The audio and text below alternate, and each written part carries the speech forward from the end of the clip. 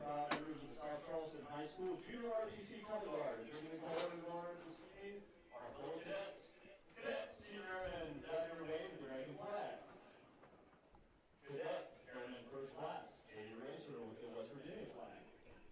Cadet Second Lieutenant Zach Whiting with the American Guardsmen. Today I'd like to announce my campaign for re-election as president of Dutch Miller Kia. My opponent wants to strip away friends and family pricing, and I won't let it happen. On my watch, everyone gets a brand new bald eagle as soon as I can figure out where to buy them. It is all going to be absolutely, positively, without question, the hugest. A vote for Wes is a vote against bald eagles.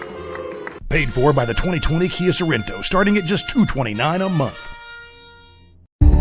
FCA has incredible impact on coaches, the teams, the players, and the community as well. It's changed our lives. It's changed mine as a husband, as a father, and as a coach. It does make an impact on our lives. FCA has become a full circle in our lives. People from all different kinds of backgrounds. If all we're going to be is a coach that happens to be a Christian, I think it's more important to be a Christian that happens to be a coach. Coach Bob Huggins here at your local Little General store. As I travel this great state, it's nice to know that almost anywhere I go, there's a local Little General nearby. So the next time you're on the road, look for the Little General sign and tell them Hugs sent you.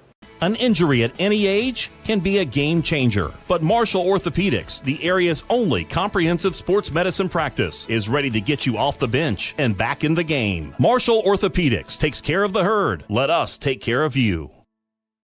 With all that's going on, Mullen Plumbing, Heating, and Cooling wants to remind our neighbors we're here for you. We're taking extra precautions to protect you and our employees. Right now, we're offering 6-month no-interest financing to help you stay comfortable throughout this crisis. Our superior indoor air filtration options will keep viruses, bacteria, and allergens down, increasing indoor air quality, comfort, and safety. Call us today and see how we can help you. Mullen, we're comfortable when you are. In a year when nothing seems normal, here we are set to kick it off in high school football on a Monday night. Good evening and welcome inside Black Eagle Stadium here on the campus of South Charleston High School. Jack Withrow alongside my partner Brandon Lowe right here on Video Productions. We'd love to welcome everybody in tonight. Brandon, you got two teams here on a roll early in the season. Well, I say early in the season, kind of midway in the season, but there are two games in. St. Albans under third-year head coach Nick Watts is 2-0, playing with a lot of confidence. South Charleston also 2-0 coming in. Of course, their head coach is 8th-year head coach Donnie Mays. Yeah, and St. Albans, it's just not familiar territory for them right now. 2007 was the last time the Red Dragons started 2-0 in the season. A lot of excitement. Of course, we want to congratulate Coach Watts on his new addition to the family as well. He won't be here tonight, but yeah, defense. I think tonight we're going to see what defense can really step up, because both of them have played really well.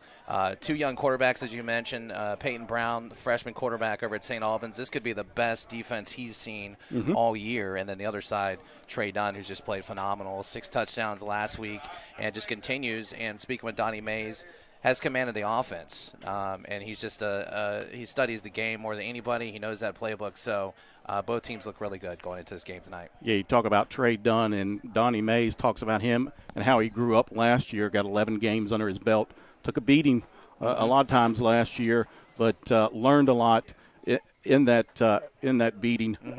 Yeah, the middle game. And you could tell in the first 2 games he's grown up, done a lot of work in the off season. Of course, he put up 333 yards passing and 5 touchdowns through a 2-point conversion as well, and rushed for a touchdown against GW last Tuesday. And then you talk about the freshman quarterback, Peyton Brown, for St. Albans. That's a kid got thrust right into, hey, you're going to play Capital and Nitro, the Battle of the Bridge first and then Capital. And he's done a well of a job through 2 touchdown passes last week in that 12-6 victory over Capital. Of course, the winning touchdown to his senior wide receiver Jamel Clater. Yeah, with 7 minutes left in the game, too. So, again, it goes back to what that defense is able to do. Held Capital to 34 total yards. So, again, this is a St. Albans defense playing extremely well.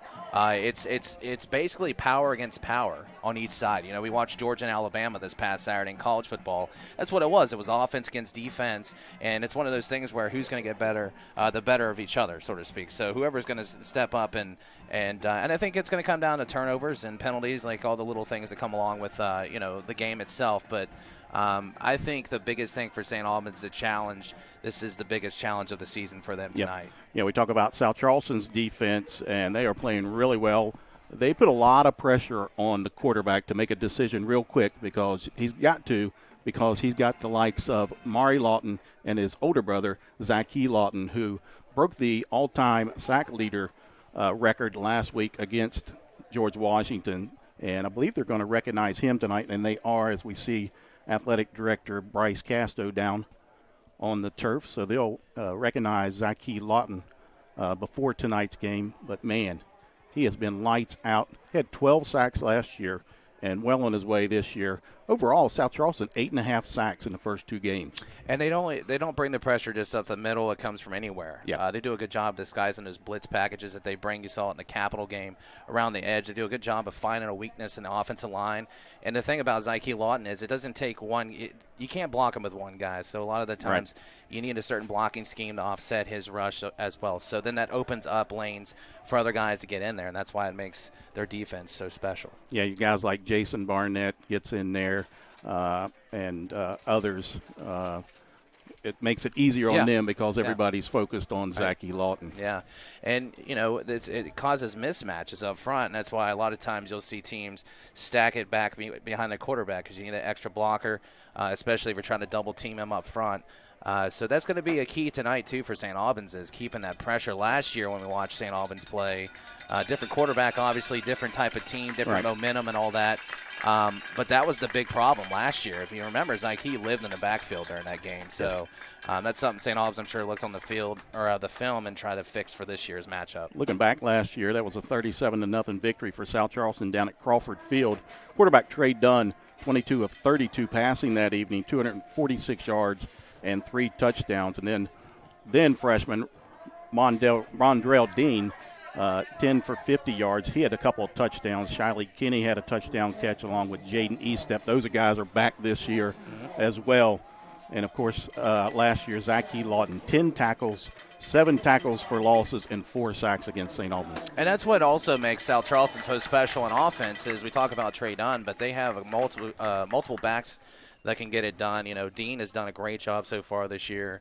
A guy that doesn't seem like he's running very fast, but he's got some speed on him once he picks up pace downfield. And he's a guy that's going to run you over. He's going to lower his shoulder and get extra yardage. So that's what makes this offense very hard to prepare for and defend. So they're recognizing Zachy Lawton as we're looking down on the turf. The senior defensive end is now the all-time leading sack leader here at South Charleston High School. And again, he broke that, had 5 sacks against George Washington on Tuesday. And you talked about living in people's backfield.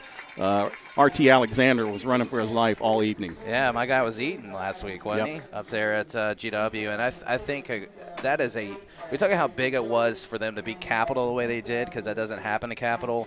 But for them to go on the road up to GW, we knew how good that GW team was, especially going throughout last year. They were hungry to get back on the field and play. That's a playoff team. I mean, GW is a playoff team. So for South Charleston to do that up there was a statement.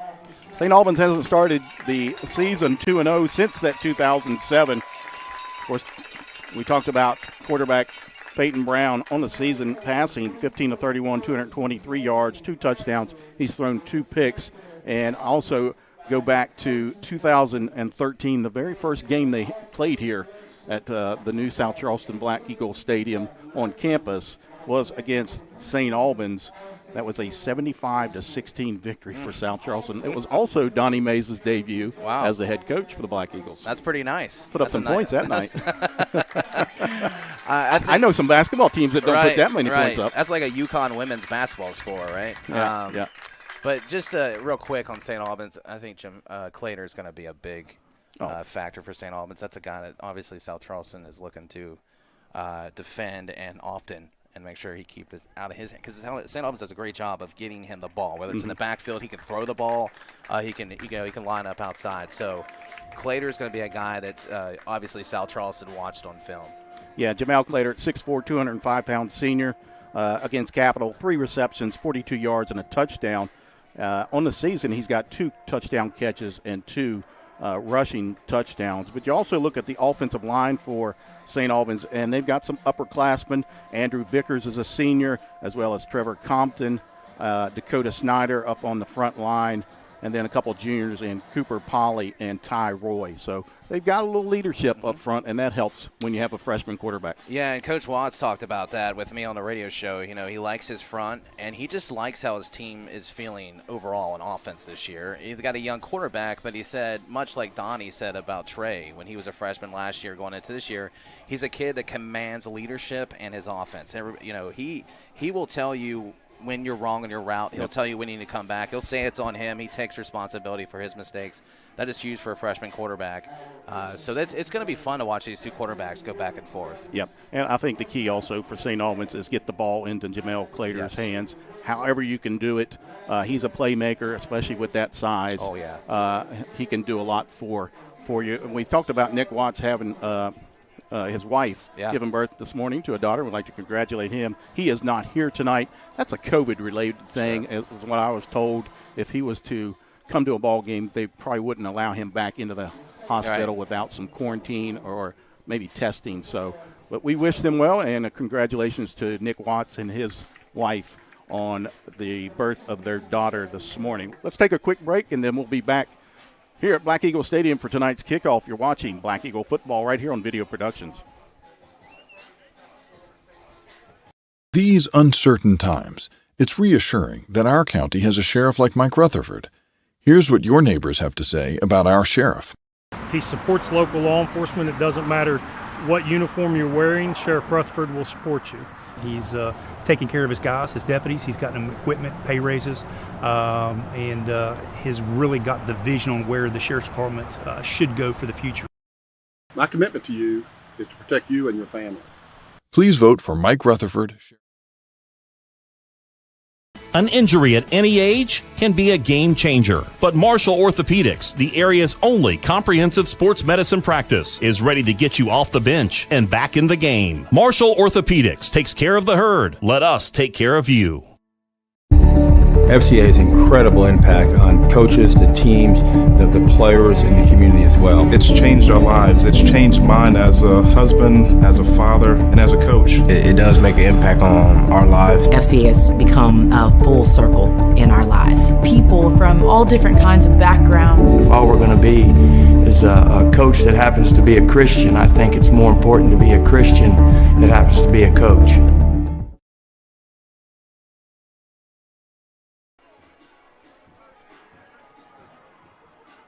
Welcome back inside Black Eagle Stadium here on the campus of South Charleston High School. Jack Withrow joined by Brandon Lowe. Our producer tonight is Robbie Mounts. And our statistician is Zach Price.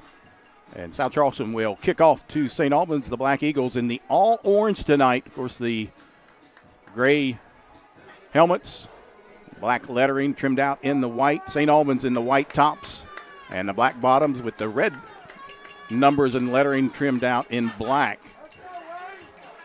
As Ryan Flowers has it teed up on the 40-yard line. And we are set for Monday Night Football right here in Kanawha County as we continue the Kanawha County bubble. Yeah, I'm calling squib kick here, or short kick. He has been pooching it, and there's a pooch taken at the 33-yard line and brought down at the 39. And that's where the Red Dragons will start their first drive. There's a short return. That was by Ty Wilkins, the freshman for the Red Dragons.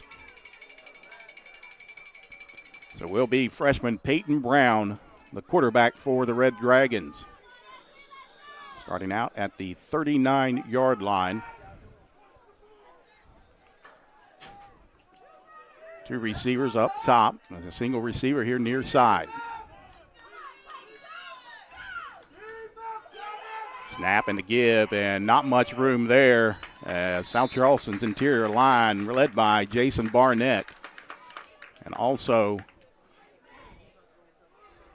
like Mondrell Dean was in there as well. Yeah, that's looking at the replay here. This has been the story up front for South Charleston all year long. And of course, Zyke Lawton leading the attack. How did I leave him out? So already Zyke Lawton into the backfield, and nobody even laid a helmet on him. So it brings up 2nd down and 9. They give a yard gain.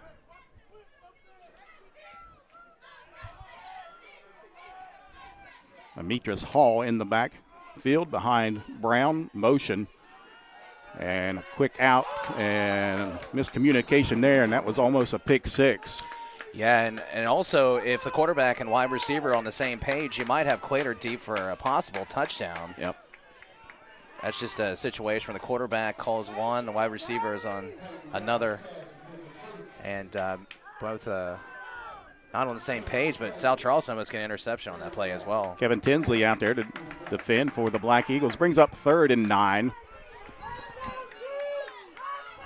Ball is placed just inside the 40-yard line of the Red Dragons. Once again, Hall in the backfield. 2 receivers to each side. Motion. Brown and a screen out to Hall. And he is going nowhere. That's a nice job by that Black Eagles defense. Yeah. Nice job. You got some pressure on the screen pass, but was able to recover on the back end. Usually that can be a big play. Good job on the tackle there. 3 and out for the Red Dragons, and they'll look at the replay here. Send the punting unit out. Nice cover here. Nice tackle. It looked like Barnett out there to make the tackle.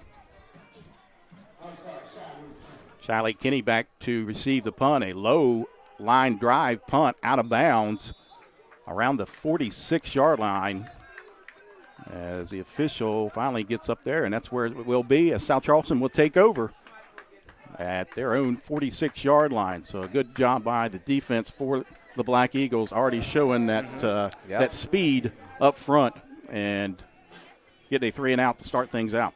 Yeah, and St. Albans, you figured, would go after, would try to get it to Clater. They tried on that one play, both the quarterback and wide receiver not on the same page. But like you said, good job.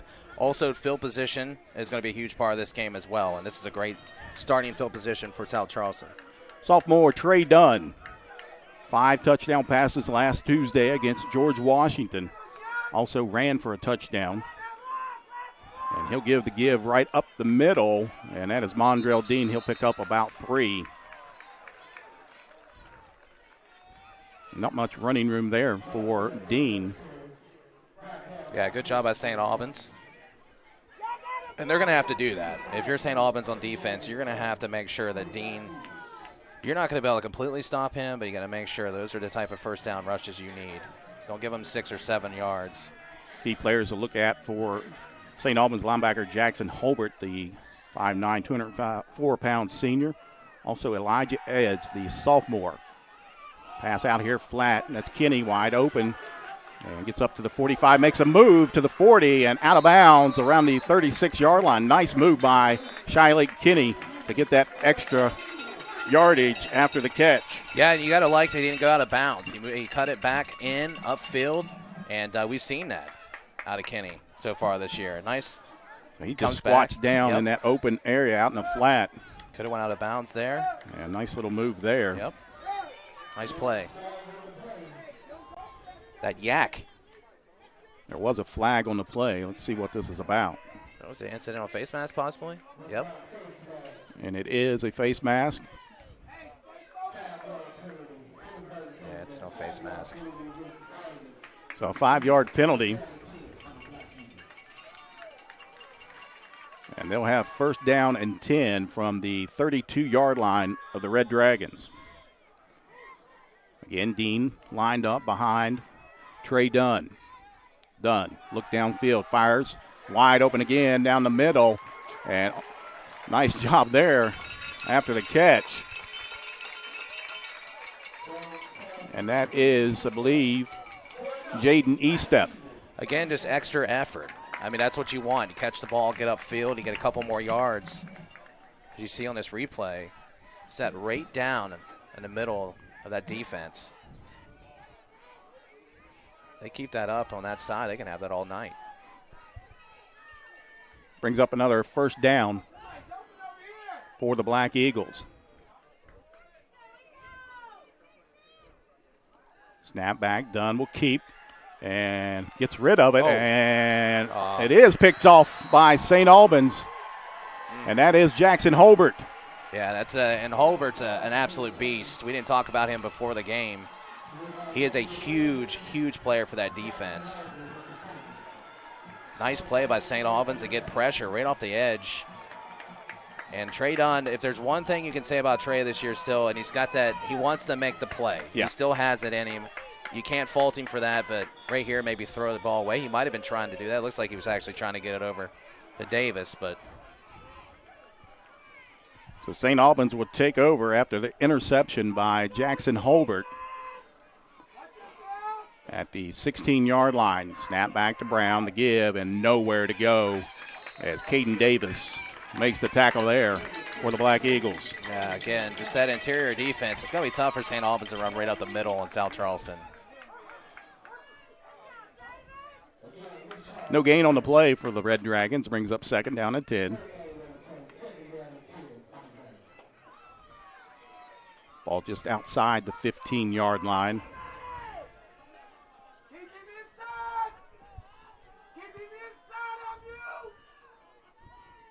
Now back again, and South Charleston's there almost simultaneously as the handoff was given.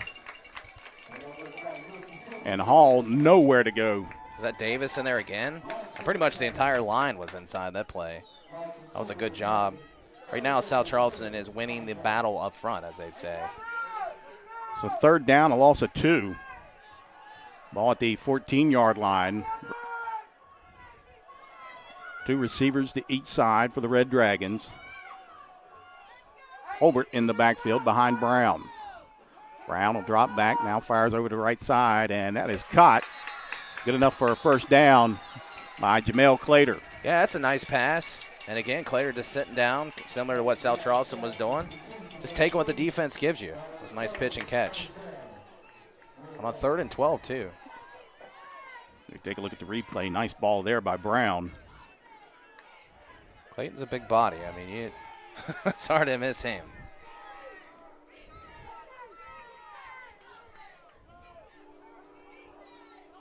First down for the Red Dragons. Brown keeps and throws. He just throws that one out of bounds. Nice decision by the freshman quarterback. Nothing there, so he just got rid of it. Yeah, nice decision there. Maybe waiting to see if his guy will go downfield. Throws the ball away. Good defense by South Charleston. 2nd and 10 now. And if you're St. Albans, this isn't what you want on offense. South Charleston's good at forcing those long 3rd downs, long 2nd downs. Makes it tough on your offense. Brings up a 2nd down and 10 for the Red Dragons. 7:40 to go, first quarter, scoreless.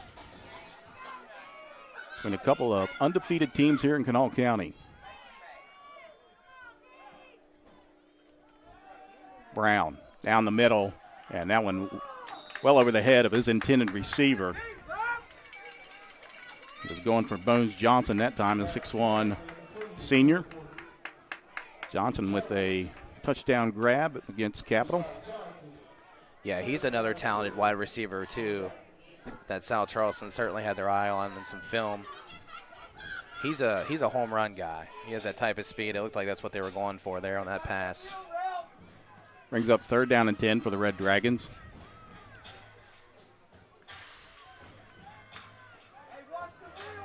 Ball setting just inside the 28-yard line.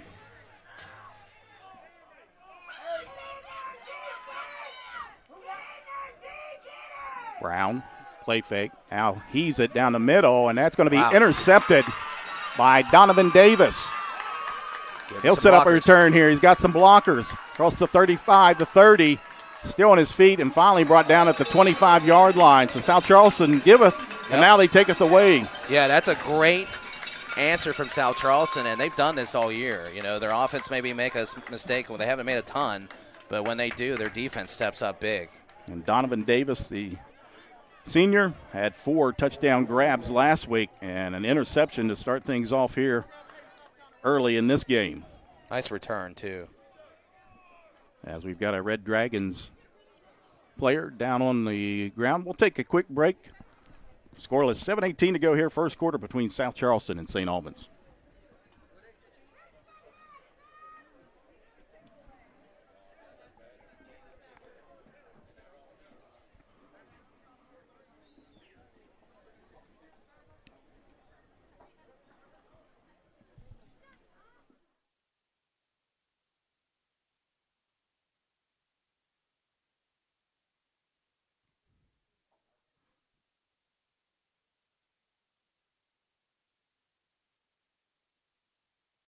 Today, I'd like to announce my campaign for re-election as president of Dutch Miller Kia.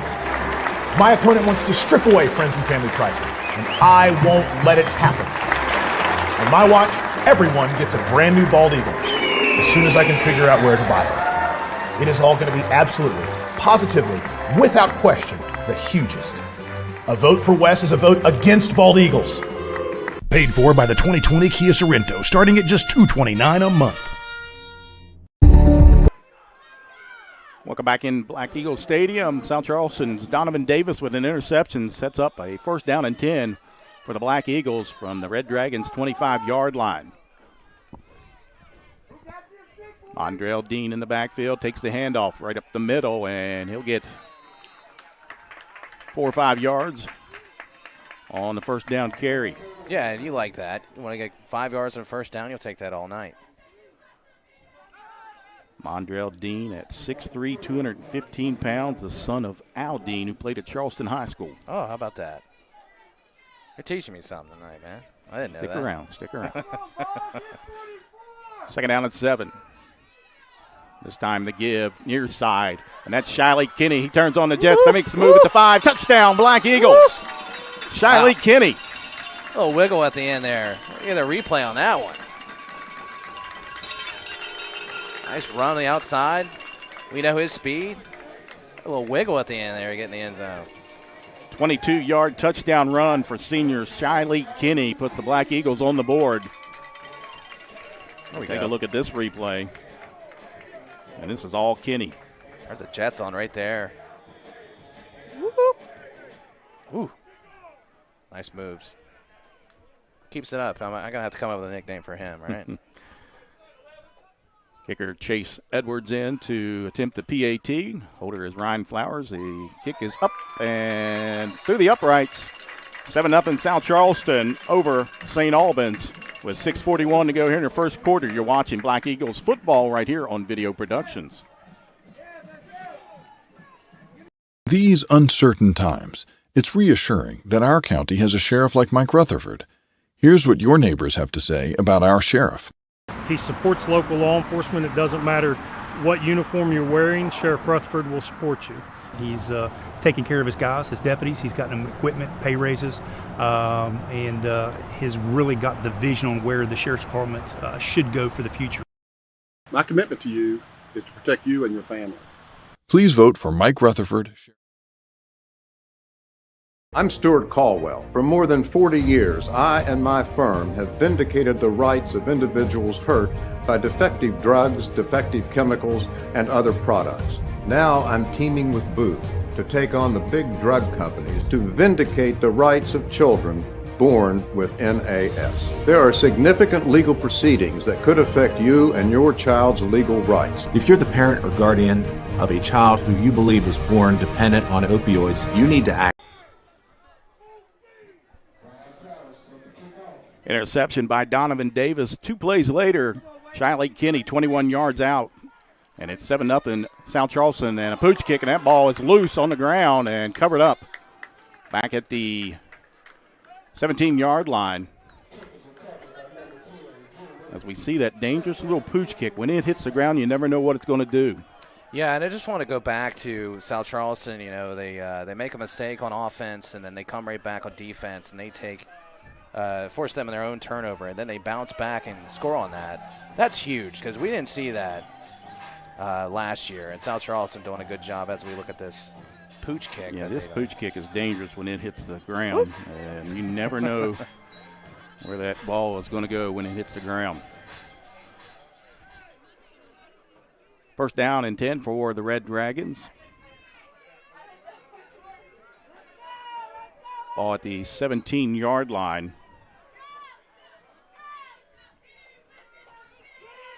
Brown the give, and nothing as South Charleston's interior line is there, led by Mari Lawton and his brother Zyke Lawton, as well as linebacker Caden Davis.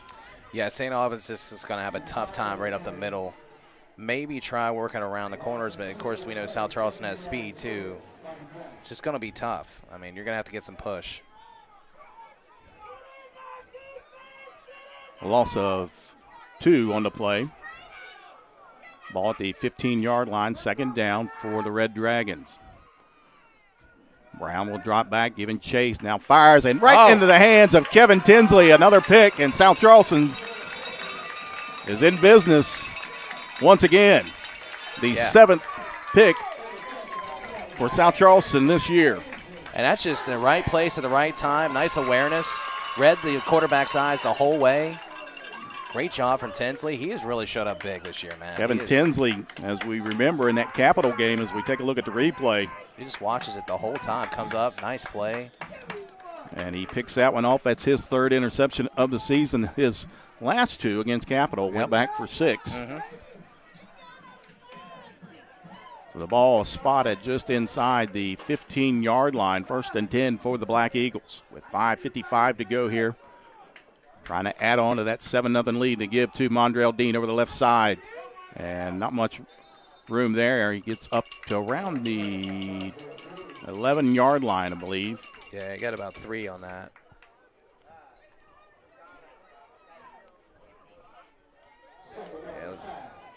Only gave him second to set. That's about, only gave him 5 yards on that. We'll take it. More like yards. a 2nd and 6 for me. Yeah. Some ball is spotted just outside the 10-yard line. Dean once again lined up behind Trey Dunn.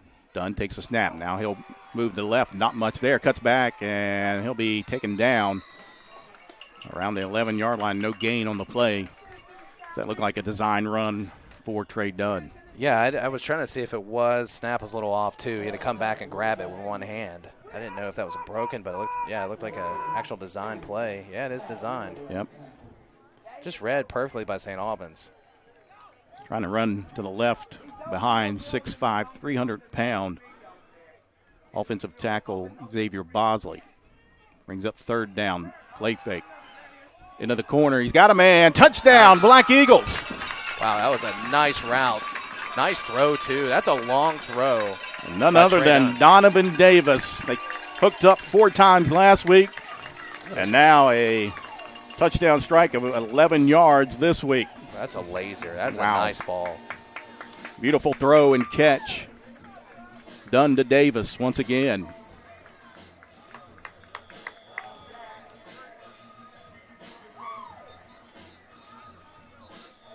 Now stop and play as the officials blow the whistle to stop something. Looks like they're checking a jersey. Now we're ready to go. It'll be Chase Edwards once again to attempt the PAT. Ryan Flowers, the holder, the long snapper. Hunter Burns.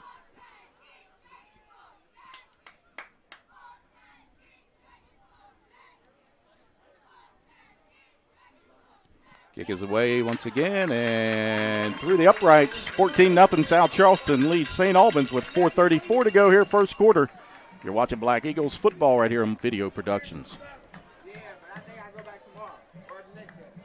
With all that's going on, Mullen Plumbing, Heating, and Cooling wants to remind our neighbors we're here for you. We're taking extra precautions to protect you and our employees. Right now, we're offering 6-month no-interest financing to help you stay comfortable throughout this crisis. Our superior indoor air filtration options will keep viruses, bacteria, and allergens down, increasing indoor air quality, comfort, and safety. Call us today and see how we can help you. Mullen, we're comfortable when you are. An injury at any age can be a game changer, but Marshall Orthopedics, the area's only comprehensive sports medicine practice, is ready to get you off the bench and back in the game. Marshall Orthopedics takes care of the herd. Let us take care of you. Coach Bob Huggins here at your local Little General store. As I travel this great state, it's nice to know that almost anywhere I go, there's a local Little General nearby. So the next time you're on the road, look for the Little General sign and tell them Hugs. Another quick strike for the Black Eagles. 3 plays, 14 yards. And a pass to Donovan Davis from Trey Dunn from 11 yards out. 14-0 South Charleston as Ryan Flowers once again approaches the ball, and that little pooch kick once again fielded at the 26-yard line. Big hole, but quickly closed up. And I believe that was Donovan Davis on the tackle. He's fired up. Woo. The senior catches touchdown passes, and yeah, they're saying Caden Davis. Okay. His younger brother. Let's take a look at this replay. Oh, that was Caden. It was Caden and Donovan coming in there. Nah, it was both of them. A little double team on the Davis brothers there. They're both trying to eat tonight. Caden Davis, a junior inside linebacker. St. Albans will start this drive on their own 36-yard line.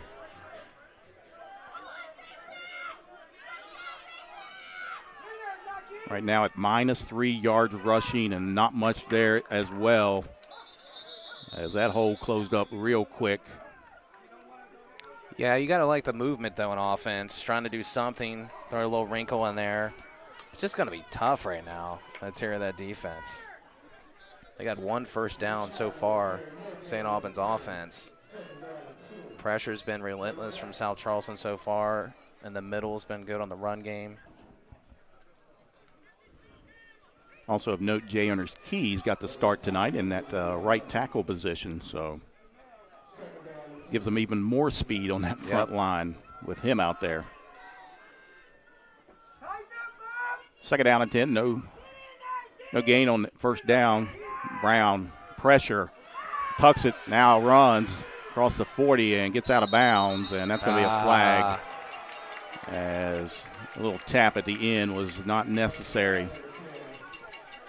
Yeah, that was a good job also by Brown stepping in the pocket, up in the pocket, and getting a gain on that play, because there was a lot of pressure coming at his face, and just you cannot have that if you're South Charleston. Yeah. It wasn't much of a hit, but it was enough to draw the flag, and the defensive coordinator, Jeremy Harrison, was not happy.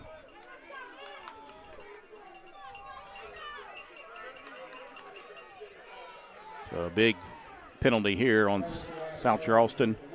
Moves the ball clear down to the 40-yard line of the Black Eagles. Will be 1st and 10 for St. Albans. It's like right now, St. Albans is averaging a yard a carry. Just tough going. It's that one-dimensional thing that South Charleston's defense does to your offense. Demetrius Hall into the backfield behind Peyton Brown. Jamel Clater lined up here near side. To give to Hall over the right side, and a big push there that time by the offensive line. Nice job.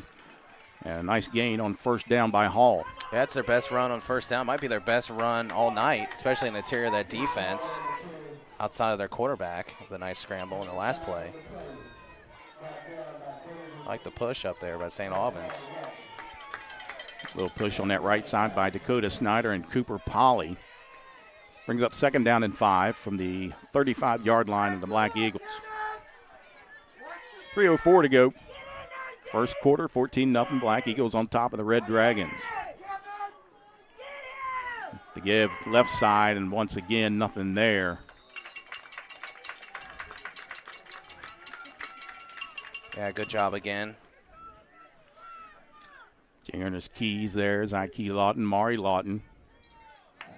Sometimes I look at Maury and he looks like Zyke. Right. Maury grew up over the offseason. He is 6'3", 240 pounds now. Yeah.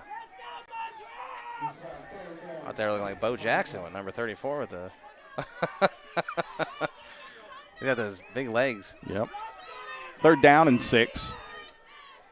We'll call it 3rd and 7. Ball is at the 37-yard line.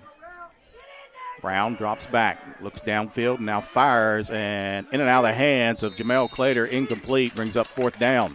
Yeah, good job there also. Jackson, he gets the unsportsmanlike and then comes up with a big play there. It's a good job to respond there. Anthony Jackson in there to defend.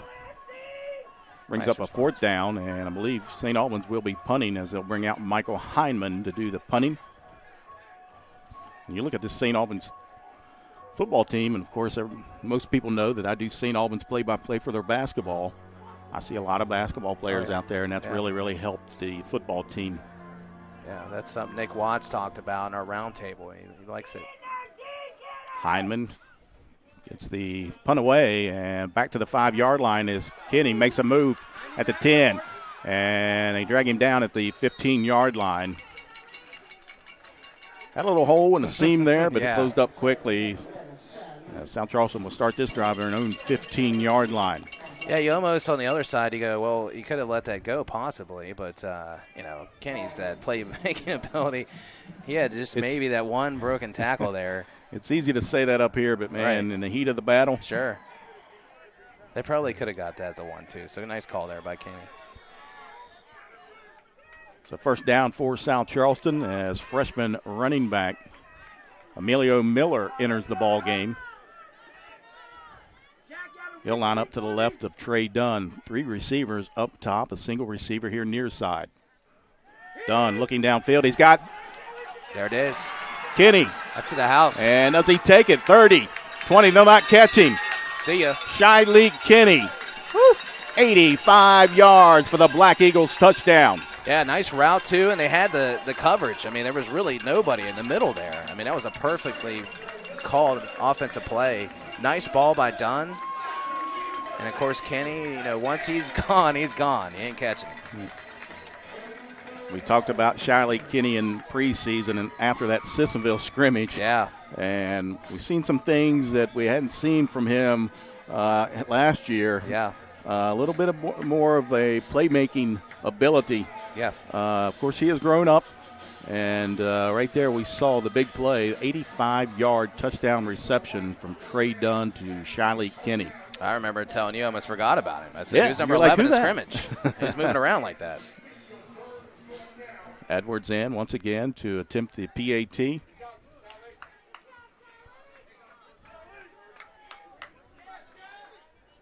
Snap is back, and the kick is away, and it is through. 21-0 South Charleston over top of St. Albans. Here in the first quarter, you're watching Black Eagles football right here on Video Productions. Adventure Days is going on right now, and at Dutch Miller Jeep in South Charleston, our end-of-summer sales event means there's never been a better time to buy. For a limited time, ask about 0% financing on select Renegades, Compass, Cherokees, and Grand Cherokees. Friends and family pricing for everyone is the reason Dutch Miller remains the #1 Jeep dealer in the entire state of West Virginia. So what are you waiting for? Come in today for our end-of-summer sales event going on now. Text or chat now at DutchMillerJeep.com. I'm Stuart Caldwell. For more than 40 years, I and my firm have vindicated the rights of individuals hurt by defective drugs, defective chemicals, and other products. Now I'm teaming with Booth to take on the big drug companies to vindicate the rights of children born with NAS. There are significant legal proceedings that could affect you and your child's legal rights. If you're the parent or guardian of a child who you believe was born dependent on opioids, you need to act now. 84-yard touchdown strike will go into the books as Trey Dunn hooks up with his senior wide receiver, Shiley Kenny, 21-0. Black Eagles over the Red Dragons, 1:45 to go here first quarter. As Flowers puts his right foot into it, taking at the 28-yard line and up in it at the 31, and Mondrell Dean. Nope, that's Anthony Jackson. Yeah, that's Jackson again. I thought it was Mondrell. Yeah, when he went to flex like that, that's your Mondrell Dean flex. And maybe Anthony Jackson said, I can do that. Yeah, he's trying to get a piece of that, right? There you go. Oh, look at him Come flying in. Nice tackle. There you go. Dean Flex. Sorry about that, Anthony Jackson. It'll be first down for St. Albans as they find themselves in a big hole, 21-0. Moved the ball that last drive, though. Just couldn't get any points. Aided by a 15-yard penalty. Snap. They give to Clater. And again, same result as Jason Barnett and Joseph McAllister in there to make the stop for the Black Eagles. I'm sorry, that was Ty Wilkins on the carry for St. Albans. Another big kid. 6'6" freshman, another basketball player. Yeah, big kid. Figure they go with some beef and size back there since the interior line of South Charleston's been dominant so far. Bring up second down and 10. Ball at the 27-yard line. Brown gives to Wilkins once again, and he'll push ahead. And still pushing. Wow. And finally, the whistles blow. That's certainly what they're looking for. Bringing a kid like that back there. Moving that pile a couple of yards. Yeah, look at that kid. That's a big kid. Yep. Freshman pushes ahead. It'll bring up third down and 5.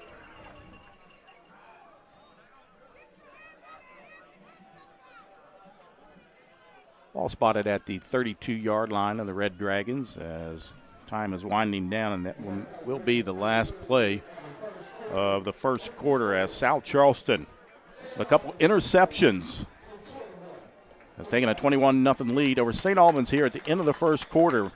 We'll step away. You're watching Black Eagles football right here on Video Productions. With all that's going on, Mullen Plumbing, Heating, and Cooling wants to remind our neighbors we're here for you.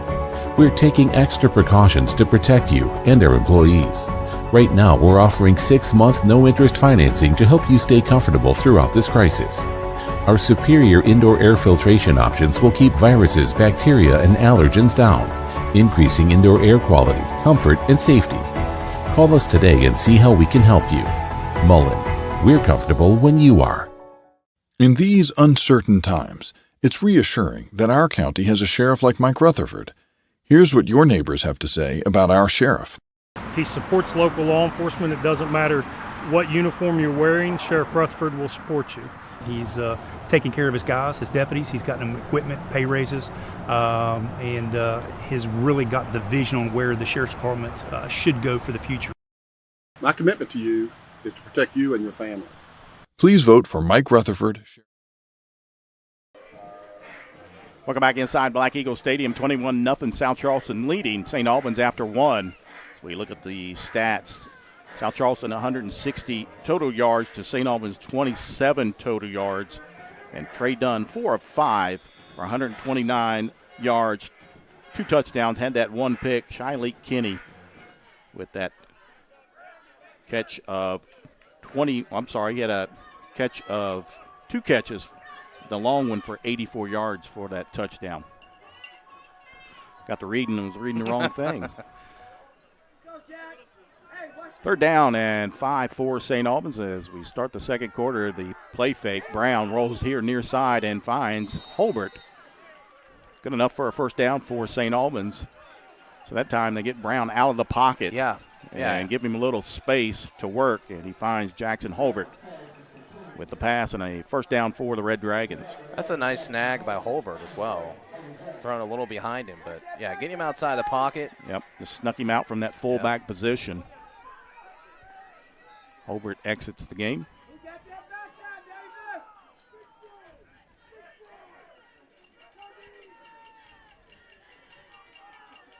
Keep an eye down here on Clater and Jackson matching up down at the bottom of your screen. Clater at 6'4", Jackson listed at 6 foot. Brown, play fake again, now rolls out. He'll keep it across the 40, up around the 45, and down at the 47-yard line. Nice run by the freshman Peyton Brown. Well, we talked about them getting outside, get away from the interior of that line. They are finding something on that side. Let's see the adjustments that are made with South Charleston. Maybe if they do that, now St. Albans may go back inside with their big guy in the backfield. So it'll be 2nd and 3 for the Red Dragons. Sorry about that, Jack. Got to do something there, and that's what they're doing. Wilkins lined up behind Brown, the 2 freshmen in the backfield. Brown looking, fires, and right into the hands of the Black Eagles. That's Joseph McAllister, and he'll return it up to the 45-yard line. The 3rd interception thrown by Peyton Brown, and that time he just kind of heaved it out there. Yeah. And Joseph McAllister just waiting there. I don't really know what he was looking for here. Just got away from it, it looked like. Nice grab by McAllister, and it might have been another miscommunication on a route between him and Jamel Clater. Yeah, Clater went short. So the 3rd interception for South Charleston, and they're back in business in St. Albans territory here early in the 2nd quarter. Ball is placed at the 45-yard line. 3 receivers to the near side, 1 up top. Mondrell Dean into the backfield. Play action, and Jaden Estep. Nice grab there, and a nice gain up to the 30-yard line for a first down for the Black Eagles. They do just such a great job of sitting just right where the defense is not kind of right in the hole of those defenses, right? Right in the zone. If they play a zone, they're right in the middle of that. Such a great job. And Dunn's just taking those passes and moving himself upfield. He's not forcing anything. That goes back to a lot of these players have played together. This is their 2nd year, so they're sort of on the same page. And that's almost a face mask there as Dunn keeps it. Nice little move there, and he'll be brought down inside the 25, around the 23-yard line. As we've got another Red Dragons player down back at the 37-yard line. And that is number 52. Is that Vickers? Yeah, it looks like his hand. I'm sorry, Cam Wells. Cam Wells, yeah, went. Maybe got caught around that. His wrist, maybe? Almost looked like a face mask. Yeah. When Wells was chasing Dunn out of the backfield. So it looks like he is holding his hand or wrist area. You never know in football. It's just. Yeah. You can do something and something pulls, and it's just. He's hanging it low. Yeah, so I don't know. Could be a shoulder. You just never know. But he is up on his feet, walking off. So we wish Cam Wells the best. Hopefully we can get him back. Hate to see anybody get hurt. So to bring up 2nd down for the Black Eagles. 2nd and 2. Ball at the 22-yard line. 2 backs behind Dunn. Mondrell Dean. And the play fake and a little option here to the near side. And like he tried to option, was going to run the option with Shiley Kenny. I'm not sure Kenny was on the same page that time. Of course, we don't really see an option from South Charleston a whole lot. That was well designed, though, because you had Lawton on one side. You thought if you package it heavy over here, you might be going that way, and they went the opposite side. You saw St. Albans move more this way towards Lawton. So just a short gain as they need to get to the 20-yard line for the first down. Brings up a 3rd and long one, and now whistles. False start. False start on South Charleston. So that'll back him up 5, make it 3rd down and 6 from the 26-yard line. Always kind of wondering what happens on those type of false start plays. Yeah, you don't really see a whole lot going on. As soon as the ball was placed down, they called it. I don't know. I didn't see anything, but.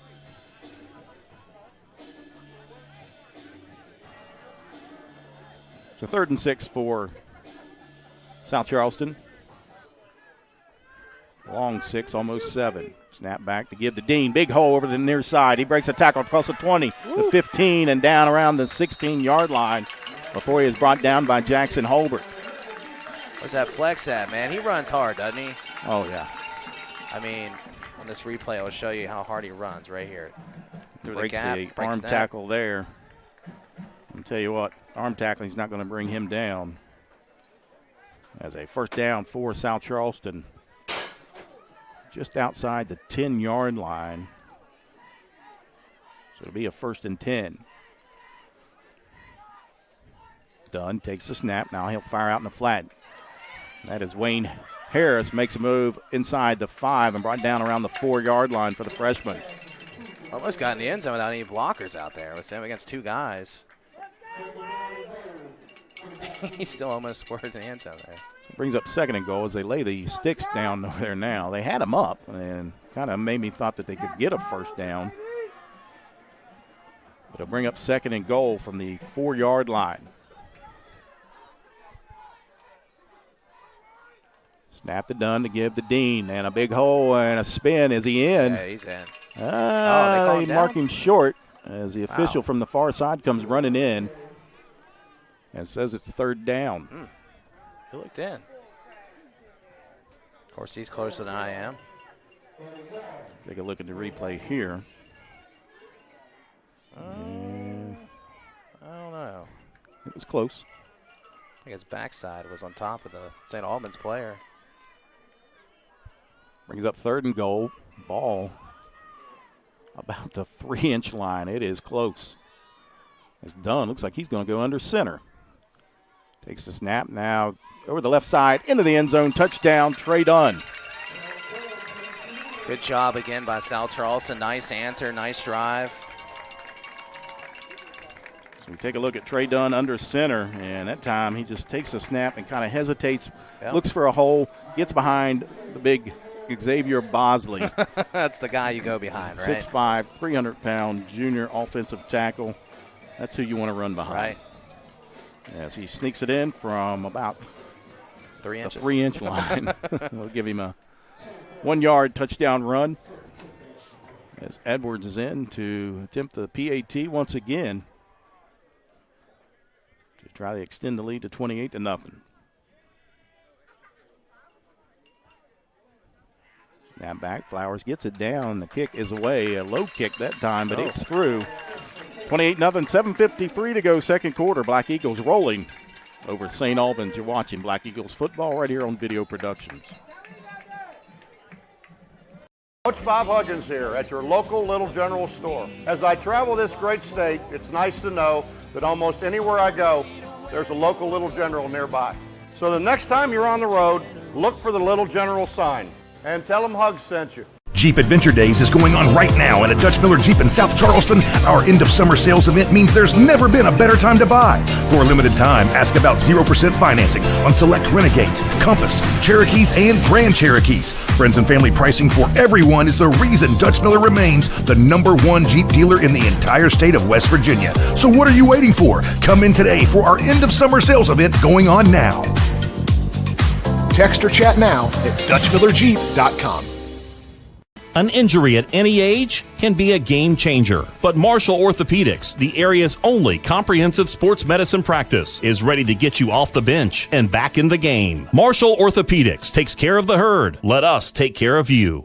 For this week, but back here inside Black Eagle Stadium.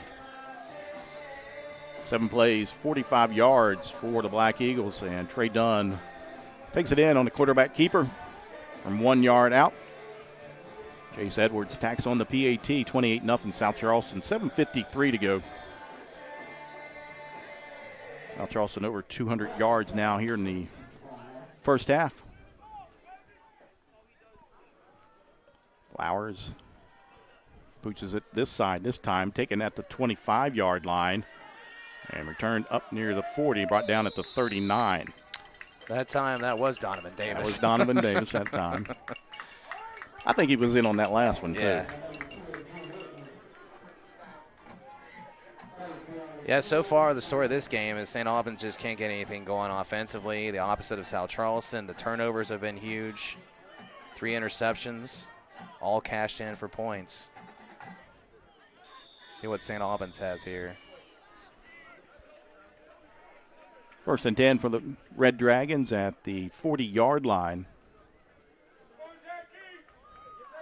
Ty Wilkins in the backfield behind Peyton Brown. 3 receivers up top for St. Albans. Snap back to give and brought down. I believe that's J. Ernest Keys. And it was number 17, Keys, right there. And he is going to show you. I got ice in my veins. That's a nice play. Came right off and beat his guy to get that tackle. Shows that quickness from J. Ernest Keys. They refer to him as Mississippi. Yeah, it was a nice play. Got the start tonight. Coach Mays was telling me before the game they want to get a little more speed. They didn't have enough, so they want to get a little bit more. Zach Key Lawton swallows up Peyton Brown, and another sack for the all-time sack leader here at South Charleston High School, Zach Key Lawton. I think he's trying to make sure nobody beats his record. Nice play there by Zach Key. You can run, but you can't hide from Zach Key Lawton. And a big loss all the way back to the 25-yard line. Makes it 3rd and 25 for St. Albans. What do you call here? That's why I'm up here. Go deep to Clater. Take a shot. He's in the back. Wait, is Clater out there? Yeah, there he is. Okay, I was about to say. Take a shot. Brown gets flushed out here near side, still looking downfield. Now fires and almost connects with his intended receiver, Bones Johnson. Now we've got a flag, and they're going to get a roughing the passer on South Charleston. I actually did not see the hit. Let's see if we can get a replay here. Yeah, I was looking downfield. South Charleston fans not happy with the call.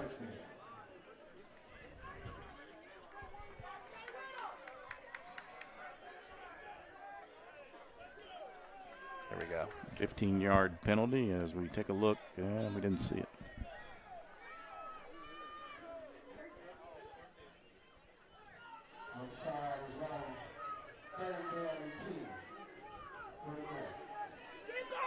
That brings up 3rd and 10. Ball back up to the original line of scrimmage at the 40-yard line. That was a late hit coming in at the end. Just didn't see it. I'm sorry, it's 1st down and 10. 1st and 10 for St. Albans. Snap back to give. The ball is on the carpet, still loose, and finally covered up by South Charleston. Looked like Mondrell Dean got on it. Yeah, again, just another mistake by St. Albans. Mishandled that handoff. The exchange from Brown to Wilkins was not clean as the ball hit the turf and was kicked around, and finally Mondrell Dean rolls over and, hey, there's a football. I might want to pick that up. Yeah, Christmas has come early in this first half for South Charleston. That's the 4th turnover they've forced. That one was probably the easiest one that they've had. That kind of just fell to the carpet there. Another turnover on St. Albans, and South Charleston once again in business at the Red Dragons' 39-yard line. 6:07 to go here, first half, 28-0 Black Eagles. The fire here near side. Anthony Jackson gets it, gets up and over the 35-yard line, brought down at the 34. Nice gain on 1st down for the Black Eagles.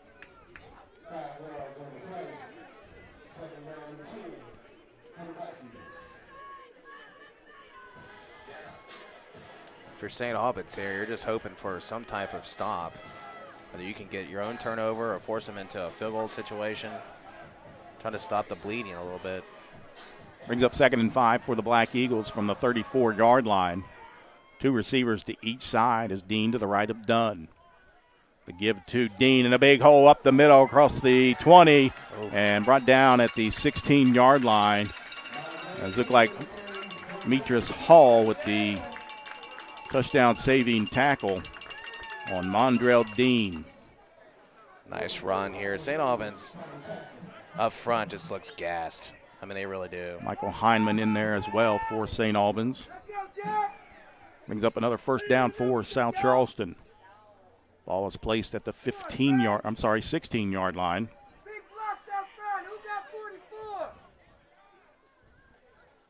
Dunn will keep it this time.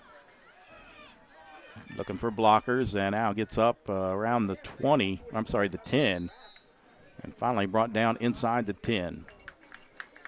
I'm not sure if that was a broken play. I think he just well covered. I think he had nothing on the outside. I think that's where they were going.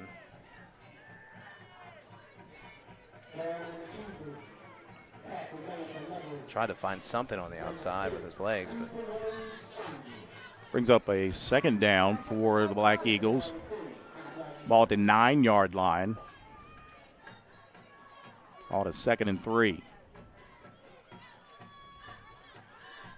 3 receivers near side. Dunn now fires over in the right corner. Is it caught? Yep. It is. Touchdown, Black Eagles.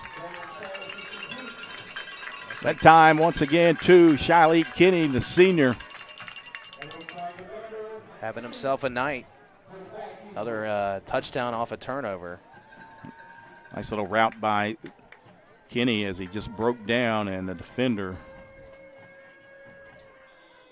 just could not come back and make a play on it. 34-0 South Charleston over St. Albans. As the PAT being attempted by Chase Edwards. Edwards might have to get a little ice on that right leg as he goes in at halftime. Now, false start, they'll back him up. So we're going to give him a little work here. Going to back you up 5 yards and give you a little work here, Chase. It's one of those, again, where they put the ball down. And Chase, a big, strong leg. He's a soccer player that never kicked a football in his life. Yep. And they got him to come out last year and booming 40-plus yard. And he's a kicker that doesn't use a block in high school, and that's rare. Which, if you want to go to the next level, they don't use a block there. So that's right. Ryan Flowers will be the holder. Hunter Burns snap back to Flowers, and the kick is away, and it's like a chip shot. Make it 35-0 South Charleston leading St. Albans right here on Video Productions. Stuart Caldwell. For more than 40 years, I and my firm have vindicated the rights of individuals hurt by defective drugs, defective chemicals, and other products. Now I'm teaming with Booth to take on the big drug companies to vindicate the rights of children born with NAS. There are significant legal proceedings that could affect you and your child's legal rights. If you're the parent or guardian of a child who you believe was born dependent on opioids, you need to act now. Coach Bob Huggins here at your local Little General store. As I travel this great state, it's nice to know that almost anywhere I go, there's a local Little General nearby. So the next time you're on the road, look for the Little General sign and tell them Hugs sent you. An injury at any age can be a game changer, but Marshall Orthopedics, the area's only comprehensive sports medicine practice, is ready to get you off the bench and back in the game. Marshall Orthopedics takes care of the herd. Let us take care of you. Welcome back inside Black Eagle Stadium. 35-0 South Charleston rolling St. Albans. 3:38 to go here in the first half. That last drive for the Black Eagles, 4 plays, 39 yards, finishing with a 9-yard touchdown pass from Trey Dunn to Shiley Kinney. And now we've got a whistle on all sides on South Charleston. One time he kicks it deep. He's not used to it. Flowers kind of threw his hands up like, what? Come on. Mays finally lets me kick one deep. Re-kick it here. But they've been effective with that little pooch kick. Yeah, I like it. They did that last year. They got a couple of them last year. Yeah, they got it's been effective this year. If they can get it onto the ground, right, then chaos happens. Of course, last year you had Romeo Dunham out there that the Flash could get down there and get it. That time another pooch that's going to hit the turf right up into the hands and then brought down at the 37-yard line. That's Drew Whitman. And they've kind of just been kicking it to Drew Whitman all night. Yeah. He's gotten a lot of work. Yep. So St. Albans will start this drive. on their own 37-yard line. And the hole keeps getting deeper. You can see down here on the South Charleston sidelines a few of the reserves stretching. Yeah. That's warm. Never a good sign. First half. Brown in the shotgun. Motion is Clater. They'll give to Clater over on the left side looking for room, and they spread him all the way out and nothing going. And he is brought down for no gain, maybe a loss of a yard.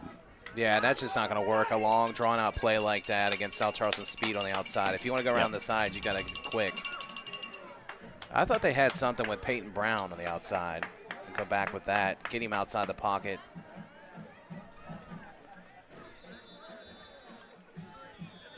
A yard loss on the play. Brings up 2nd down and 11 as whistles blow. And let's see, maybe a uniform, something on the jersey. Looks like something. Kevin Tinsley will come out. And they put in Jaden Eastep.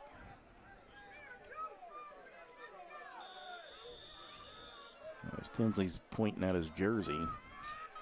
Goes over and talks to Coach Canada. 2nd down 11 for the Red Dragons. Ball at the 36-yard line. Brown drops straight back, but then tries to run, and he is met right there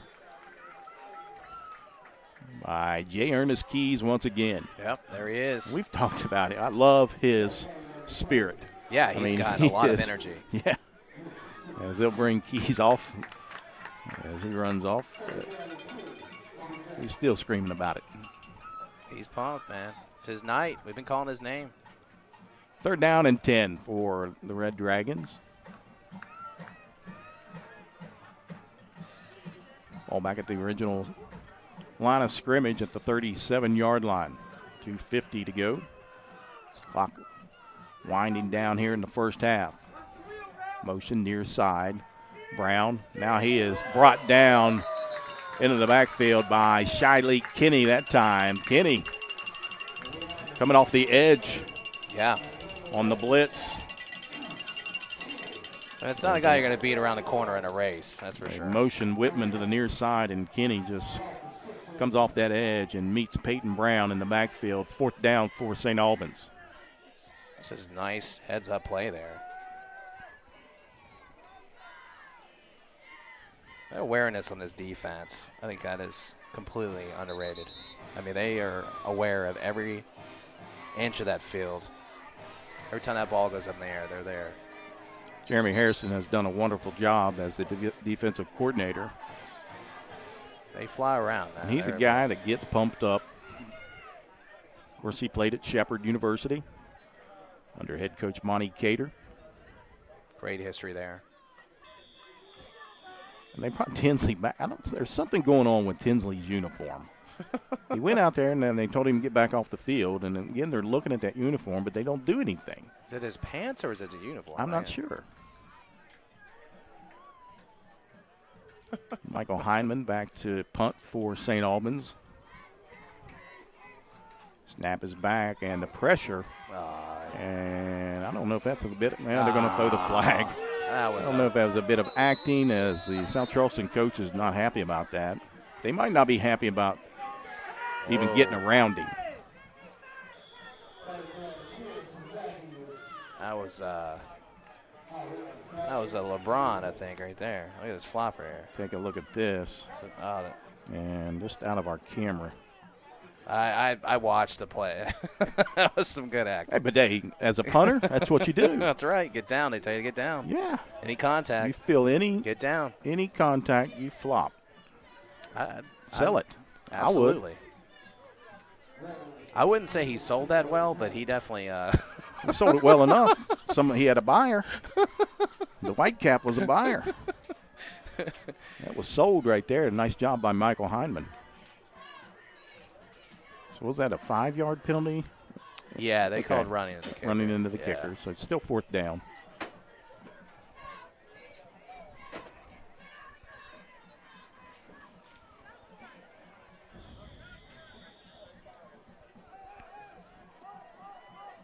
So again, they'll run their punt unit out. I would just stay back at this point. Yeah, I wasn't even rushed at that last time. Rush. As the clock is winding near 1 minute to go here in the first half, South Charleston leading 35-0. Snap back and again. He tipped it that time. Okay. All right. Donovan Davis was going for it. He's like, it's my senior year. We're not getting to play a lot. I'm going for it. That was one of the weirdest punting special team situations that that I have seen. Take a look at this. And they say he tipped it as the official made the indication. All right. So first down for South Charleston at their own 43-yard line. Halftime, we'll have break down the first half for South Charleston and take a look at stats. We'll look around at other games happening tonight, and games happening this week is done. He's going deep and picked off by Jamel Clater at the 25-yard line. Clater across the 40 and brought down at the 42-yard line. Yeah, that was a nice play by Clater. That's why they're saying that kid has some D1 ability. I mean, that kid is... He's amazing. To rip the ball out. So Jamel Clater just setting back there. Nice defensive play. Well, he just ripped that right out. And didn't even have position, but that 6'4" frame against the smaller receiver, he didn't have to have position as he grabs it out of the air and returns it up to the 43-yard line. Now we've got a penalty, but that will be declined. It was a holding on South Charleston. That was the bright note for St. Albans so far, right? The bright point, I should say. The best play for St. Albans. The interception there. Still got 54 seconds. See if St. Albans can get some points before the end of the first half. I think you might want to take a shot, but South Charleston's defensive line is not giving Brown much time to throw the ball. Brown will drop back again, flushed out here near side, and he's just going to throw that one away. Yeah, they're also playing that safety deep. Yeah. It's going to be tough to get anything. And now another flag on the play. And that's going to be intentional grounding on St. Albans.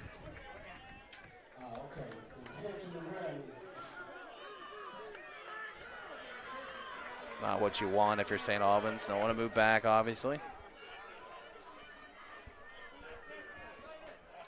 So they'll step off the penalty. My goodness. Clear back to the 23-yard line.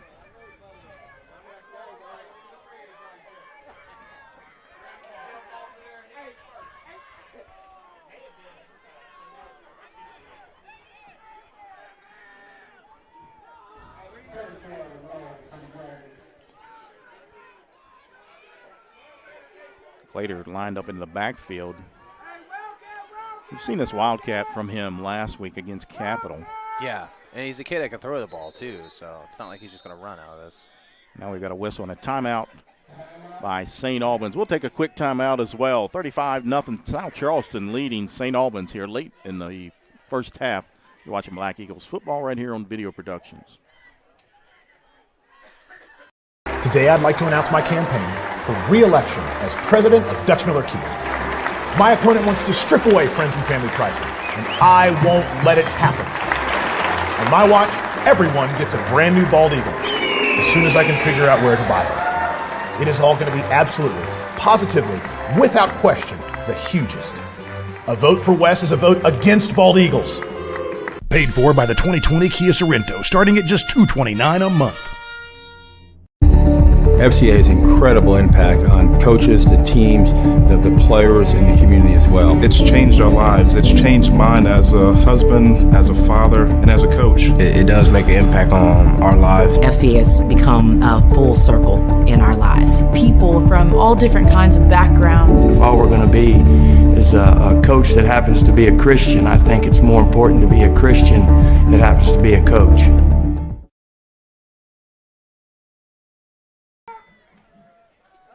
Second and long for St. Albans. Brown, he'll roll to the far side and be brought down back inside the 20. So still going backwards is St. Albans. Again, they're trying to get outside, and there's just too much speed for South Charleston to get around that edge. Yeah, I find it interesting, too. They started with Clater, and then there was a timeout. They brought Brown back. Yep.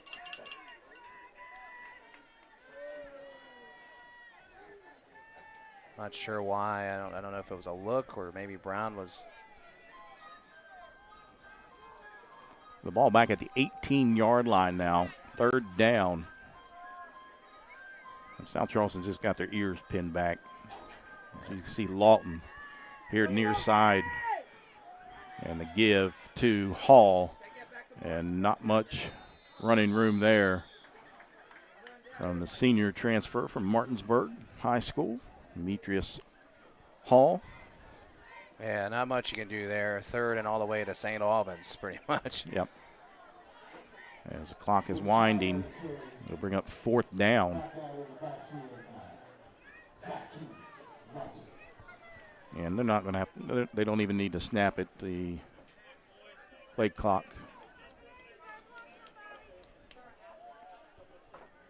As the winds down. And we come to the end of the first half here inside Black Eagle Stadium. It's all South Charleston as they lead St. Albans 35-0. We'll take a quick break. We'll be back with some halftime stats. You're watching Black Eagles football right here on Video Productions. In these uncertain times, it's reassuring that our county has a sheriff like Mike Rutherford. Here's what your neighbors have to say about our sheriff. He supports local law enforcement. It doesn't matter what uniform you're wearing, Sheriff Rutherford will support you. He's taking care of his guys, his deputies. He's gotten them equipment, pay raises, and has really got the vision on where the Sheriff's Department should go for the future. My commitment to you is to protect you and your family. Please vote for Mike Rutherford.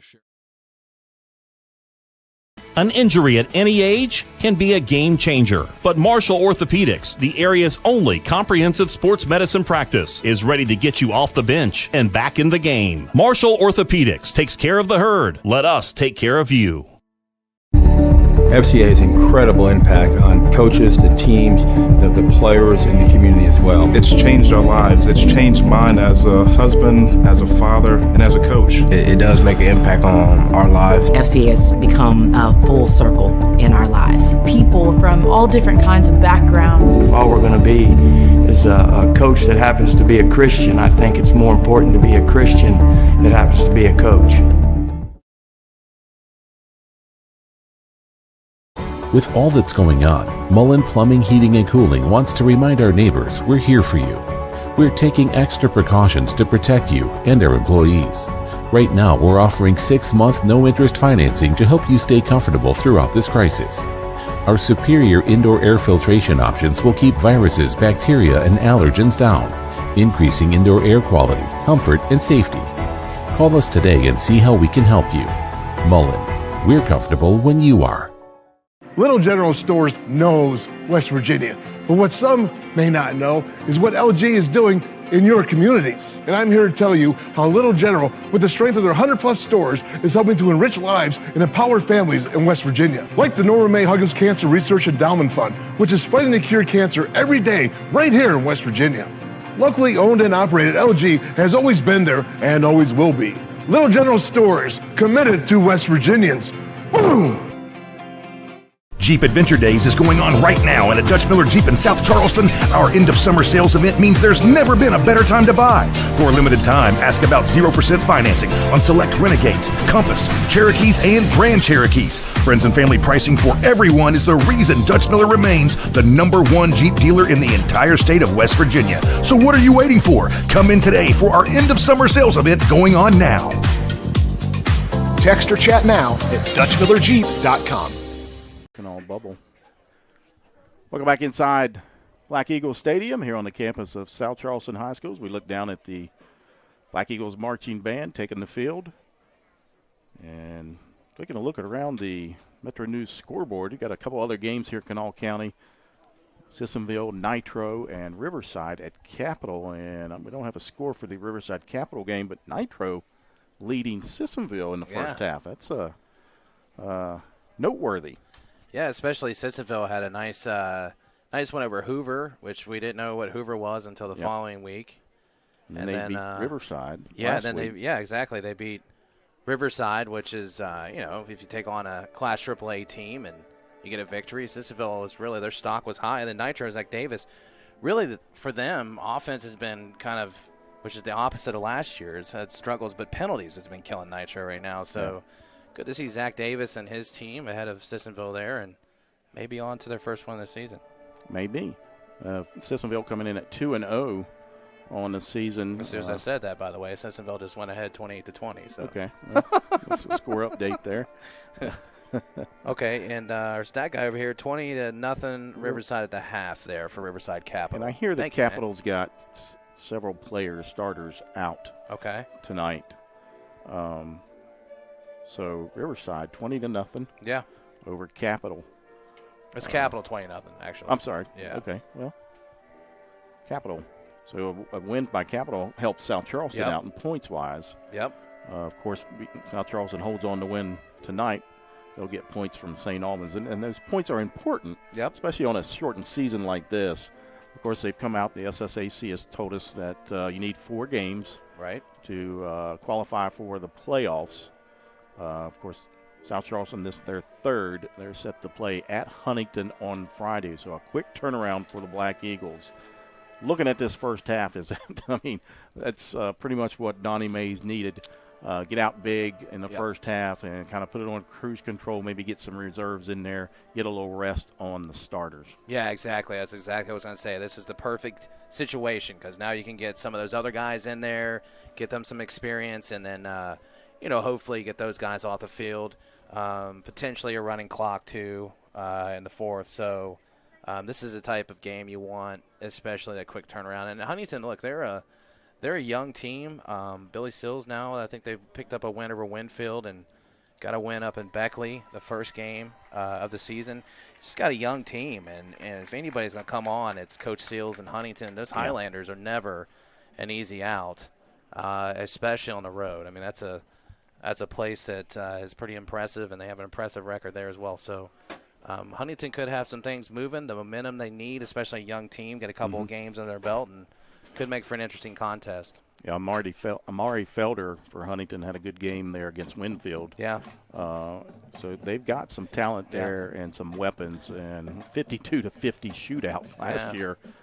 South Charleston went down to Huntington. Huntington came out with the victory on the last drive of the game, in 52-50 in that game. Yeah, and by the way, they played Winfield. I mentioned Winfield. Winfield's just had such a tough schedule. They played Fairmont Senior, then played Polka. Then, by the way, you're going to go play Huntington now. Yeah. Winfield has just had a brutal schedule, as you've seen that, as teams have gone around and with the COVID situation and the map and all that.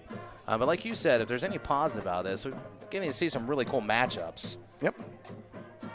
And one that broke the news tonight, the athletic director of Spring Valley has broke the news. Spring Valley will now play at Bridgeport. Wow. This weekend. So that'll be a Friday night contest up at Bridgeport. So that's interesting. Well, that's a game among contenders, right? I mean, those are two teams that could win a state title. Bridgeport, I don't think they're getting enough credit from these parts. Right. Just because, we don't see a lot of their football. We don't get to see them. They were in AA. Now they've moved up to AAA. And they've done those dances. But I think Bridgeport is a team that should be right there. If you're talking about Midland, Martinsburg, Valley, any of those contenders for a state title, I think Bridgeport should be on that short list. Absolutely. And they have a long history of winning big-time football games and state titles. So I'm high up on Bridgeport. I'm looking forward to that. I'd love to see what happens in that game. But Valley played, I think, angry in that last game against Oak Hill. So, they were a little mad down there Friday night. Oak Hill came in undefeated. Yeah. But only played 2 games, though. That was the thing. And we're 2-0. Found out real quick what Spring Valley was about. Sure. I was down there with video productions for that game, and we talked about that in the press box at halftime. Yeah. Spring Valley was mad after that loss yeah. to Fairmont Senior. And I'd imagine I talked with Ryan, our podcast. It's like Ryan and I agreed, and you've seen it. I'm sure you've seen practices around here on South Charleston. You lose that game, and you're going to have a tough practice, especially if you did some things that caused that, stupid penalties. And the Fairmont Senior, man, that's a team, too, in AA that Coach Bardick does a tremendous job there. Yeah. And they're another program that – and it's interesting. We talk about these playoff rankings, right? Well, it's points. And you're going to come in with a Fairmont Senior team. Because of the matchups, the points just aren't there, right? So – you can have a Fairmont Senior team coming in at 9, 8, in the seeding, and they're going to continue to climb. But with a short season, you don't want to take on a Fairmont Senior that's sitting around that seed, and you're sitting there going, "Hey, we're hosting, we're big dogs," and then you're facing a Fairmont Senior team that could win a state title. Well, I mean, that team's that talented. Arguably one of the best quarterbacks in the state of West Virginia. Yeah, exactly. Gage Michaels. So. Exactly. So. But yeah, they are a very dangerous team in Fairmont Senior, so keep an eye on them. We'll take a quick break. We'll step aside for some sponsors, and then when we return, we'll take a look at some halftime stats. South Charleston leading St. Albans here at halftime, 35-0. Today, I'd like to announce my campaign for re-election as president of Dutch Miller Kia. My opponent wants to strip away friends and family pricing, and I won't let it happen. On my watch, everyone gets a brand new bald eagle as soon as I can figure out where to buy them. It is all going to be absolutely, positively, without question, the hugest. A vote for Wes is a vote against bald eagles. Paid for by the 2020 Kia Sorrento, starting at just $229 a month. FCA has incredible impact on coaches, the teams, the players, and the community as well. It's changed our lives. It's changed mine as a husband, as a father, and as a coach. It does make an impact on our lives. FCA has become a full circle in our lives. People from all different kinds of backgrounds. If all we're going to be is a coach that happens to be a Christian, I think it's more important to be a Christian that happens to be a coach.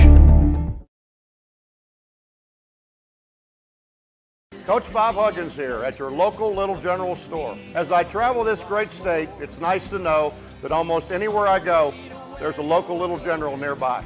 So the next time you're on the road, look for the Little General sign and tell them Hugs sent you. An injury at any age can be a game changer, but Marshall Orthopedics, the area's only comprehensive sports medicine practice, is ready to get you off the bench and back in the game. Marshall Orthopedics takes care of the herd. Let us take care of you. With all that's going on, Mullen Plumbing, Heating, and Cooling wants to remind our neighbors we're here for you. We're taking extra precautions to protect you and our employees. Right now, we're offering 6-month no-interest financing to help you stay comfortable throughout this crisis. Our superior indoor air filtration options will keep viruses, bacteria, and allergens down, increasing indoor air quality, comfort, and safety. Call us today and see how we can help you. Mullen, we're comfortable when you are. Welcome back inside Black Eagle Stadium as South Charleston rolling here at halftime, 35-0 over St. Albans. South Charleston coming in, too, this evening, rated number 3 in Class AAA in the latest SSAC ratings. St. Albans at number 10. Both teams coming in at 2-0 on the season as we take a look at the first half stats for St. Albans. Rushing yards, -6 on 19 carries, and total yards, they ran 29 plays at just 15 yards in that first half for St. Albans. Yeah, and the interior defense, we talk so much about South Charleston bringing pressure, but that front, they could bring multiple guys in there. Obviously, we talk about Lawton and those guys, but that's tough. I mean, everybody that so far South Charleston's faced, it's just not something, if I'm a coach, I'm going to go, let's attack that. Unless I had extreme confidence in my offensive line. I think St. Albans got some things around the corner, but then they kind of had those long, drawn-out run plays that also then the speed comes into play for South Charleston. So it's just been tough as far as getting a running game going, and you kind of feel for that offensive line watching that first half. Peyton Brown, the freshman quarterback, 3 of 10 in the first half, 21 yards. We'd had those 3 interceptions, all 3 leading to scores for the Black Eagles. Leading rusher at 3 yards. That's Ty Wilkins, another freshman, on 3 attempts. Metris Hall had 8 carries for just 1 yard in that first half. For South Charleston, 84 rushing yards on 12 carries in the first half, passing 162 yards as Trey Dunn, 8 of 10, 162 yards, 3 touchdowns. He did have 2 interceptions in that first half. Yeah, and that's something that we were looking to continue into last week. Obviously, he put in some video game numbers up there, but that's what you wanted out of him tonight, was to keep it consistent, keep doing those little things that he's been doing, and he's done that. He made the one mistake in the first quarter, but quickly bounced back, and that was something you and I had a conversation about, maturity, right? He was a freshman in the sophomore year. Those are the things that if you're a freshman, you go and beat yourself up on the sideline, it may let that beat you the next drive. But he's done a good job with his maturity, getting back out there, and he's really just blossomed throughout this game and has played a phenomenal first half. Rushing, South Charleston's Mondrell Dean, 6 attempts, 48 yards, his longest 18 yards. Shiley Kinney, 1 rush, 21 yards, but that was for a touchdown for the senior Shiley Kinney. And then Trey Dunn, 5 carries for 15 yards, and he had that quarterback sneak for the 1-yard touchdown run. Receiving, Shiley Kinney, 3 receptions, 108 yards, and 2 more scores for the senior. 3 scores in that first half for Shiley Kinney. Yeah, and the thing is, too, on defense. I mean, he has been impressive on defense, too. He's made some big tackles, and he's been in the right place at the right time. And I think if you're able to have a guy like that can play well on both sides and change up the game for your side, right now, for me, I think he's my player of the game. As much as I love what Trey Dunn's doing, I mean, if you're doing it on both sides like that, I know I'm early with this because we normally do it at the end of the game, but I'm really hyped on Kenny right now. I think he's been phenomenal. So Shiley Kinney, 3 catches, 108 yards, 2 touchdowns. Mondrell Dean with 1 catch for 19 yards. Jaden Eastup with 1 catch for 13 yards. And then Donovan Davis, 1 catch for 11 yards. Donovan Davis, once again, that was a hookup for a touchdown from Dunn. Yeah. They hooked up 4 times against GW last Tuesday, and another touchdown pass to Davis here tonight, and he has been playing phenomenal. Yeah, and he's a kid, too, on defense. I mean, that's the thing that they're doing such a good job of, is obviously we're playing 2 ways. We're playing kids on both sides, but, these kids are not only just playing for offense, and that's what you like. Sometimes you get a team and they like that limelight of offensive plays, maybe miss some things or not play as hard on defense, but they're doing it on both sides, which you couldn't ask for more. I mean, that's why you're up 35-0 in the first half. Yep. 21-0 after the first quarter, and then South Charleston outscored St. Albans 14-0 in the second quarter. That brings us to 35-0 here at intermission. We'll take another break, and we'll be back here to Black Eagle Stadium for the start of the second half. You're watching Black Eagles football right here on Video Productions. In these uncertain times, it's reassuring that our county has a sheriff like Mike Rutherford. Here's what your neighbors have to say about our sheriff. He supports local law enforcement. It doesn't matter what uniform you're wearing, Sheriff Rutherford will support you. He's taking care of his guys, his deputies. He's gotten them equipment, pay raises, and has really got the vision on where the Sheriff's Department should go for the future. My commitment to you is to protect you and your family. Please vote for Mike Rutherford. An injury at any age can be a game changer, but Marshall Orthopedics, the area's only comprehensive sports medicine practice, is ready to get you off the bench and back in the game. Marshall Orthopedics takes care of the herd. Let us take care of you. FCA has incredible impact on coaches, the teams, the players, and the community as well. It's changed our lives. It's changed mine as a husband, as a father, and as a coach. It does make an impact on our lives. FCA has become a full circle in our lives. People from all different kinds of backgrounds. If all we're going to be is a coach that happens to be a Christian, I think it's more important to be a Christian that happens to be a coach. With all that's going on, Mullen Plumbing, Heating, and Cooling wants to remind our neighbors we're here for you. We're taking extra precautions to protect you and our employees. Right now, we're offering 6-month no-interest financing to help you stay comfortable throughout this crisis. Our superior indoor air filtration options will keep viruses, bacteria, and allergens down, increasing indoor air quality, comfort, and safety. Call us today and see how we can help you. Mullen, we're comfortable when you are. Little General Stores knows West Virginia, but what some may not know is what LG is doing in your communities. And I'm here to tell you how Little General, with the strength of their 100+ stores, is helping to enrich lives and empower families in West Virginia. Like the Norma May Huggins Cancer Research Endowment Fund, which is fighting to cure cancer every day right here in West Virginia. Locally owned and operated, LG has always been there and always will be. Little General Stores, committed to West Virginians. Boom!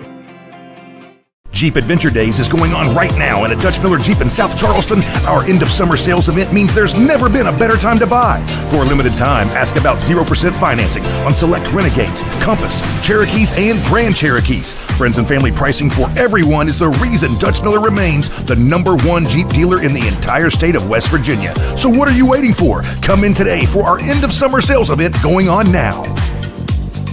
Text or chat now at DutchMillerJeep.com.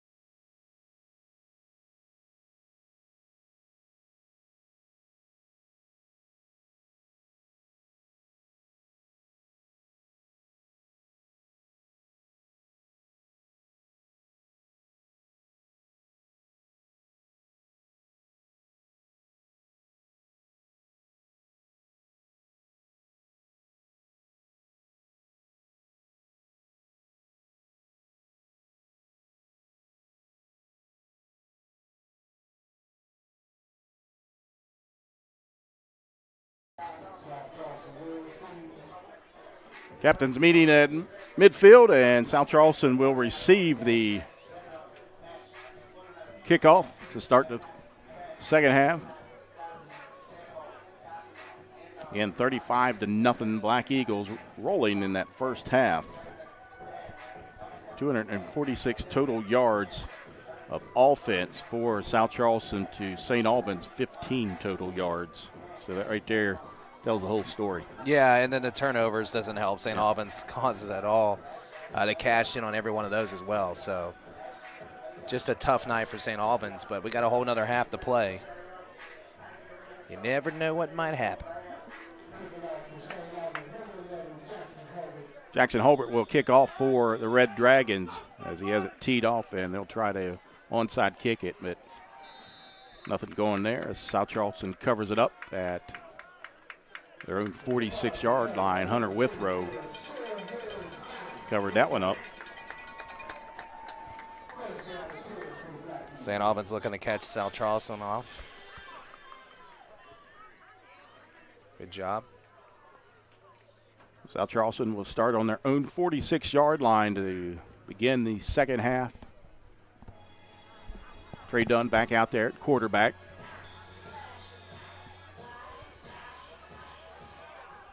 Emilio Miller in the backfield, the freshman running back. Give to Miller, and nothing going there. As nice job by Elijah Edge, who came off the edge over on that left side to make the tackle. Yeah, they've had that side. I mean, they've come off that side every single time, just missing the play. I mean, it's been there in the first half. Nice tackle there by St. Albans. Yeah, they over-pursued a couple of times there in that first half. And Elijah Edge is a nice player, good defensive player for the Red Dragons, and now whistles. Stopping action here. And now they restart things. Look like a 3-yard loss. Done. Play action pass, and into the St. Albans territory, a catch by Jaden Eastep. Again, just sitting down. Nice pass over top, too, by Trey Dunn. Nice. Turning the legs, trying to get some extra yards. Brings up 3rd down and 5. Make it 3rd down and 4. We're on the St. Albans 48-yard line. Dunn, he'll fire out in the flat, and that one incomplete as he misfired over to Eastep. And Dunn is not happy with himself on that. Yeah, not sure if he thought maybe. I think it was just a bad pass, it looked like. He had Eastep out there and just kind of threw it behind him. It'll be 4th down. South Charleston will send their punting unit out for the first time. Chase Edwards will do the punting for the Black Eagles.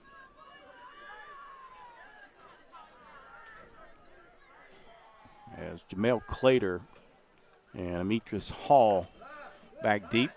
Nice little punt there. Low liner. Takes a couple of bounces. Picked up at the 10-yard line by Hall. He's got room. Across the 30 to 35 to 40. Up around midfield and into South Charleston territory before he is brought down at the 45-yard line of the Black Eagles. Yeah, nice return by St. Albans.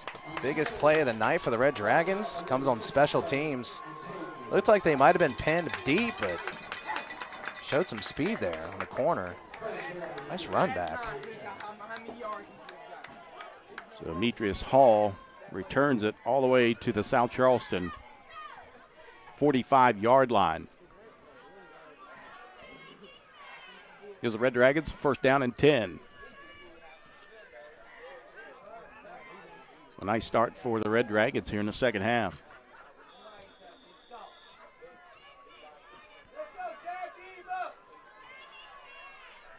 Hall in the backfield with Peyton Brown.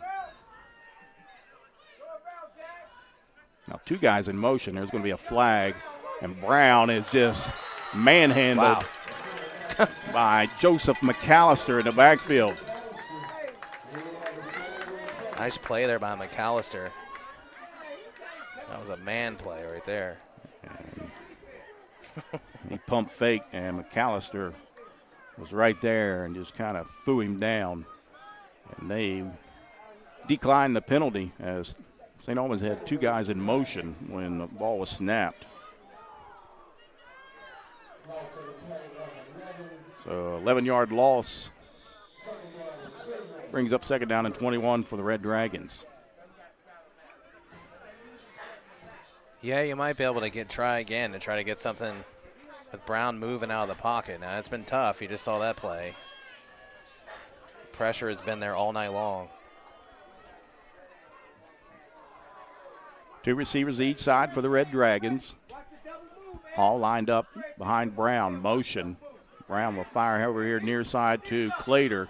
Makes a move at the 40 across the 50 into the South Charleston territory before he is driven out of bounds at the 47-yard line. So nice catch and run by the senior Jamel Clater as he had to go low to grab that one. Nice patience, too, just kind of waiting for the guy to over-pursue him, cut up field. Brings up 3rd and 12 now for St. Albans.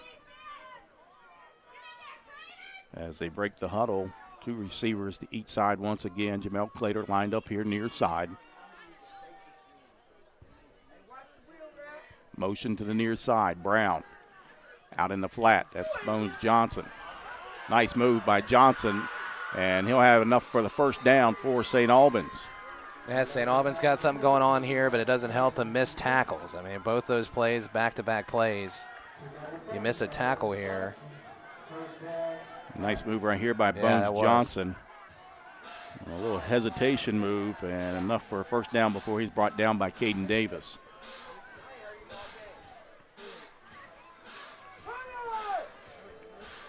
They spot the ball at the 32-yard line of the Black Eagles.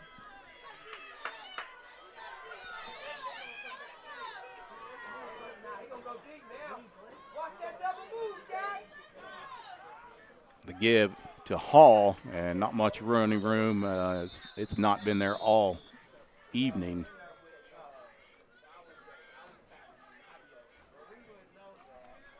Yeah, this is big for St. Albans. They've drove the ball 2 other times in the first half. Penalties killed them on multiple drives. Then they had the turnover.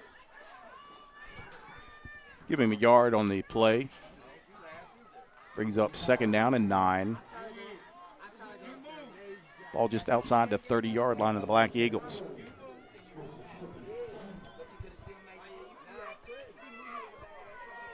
Again, two receivers to each side for the Red Dragons.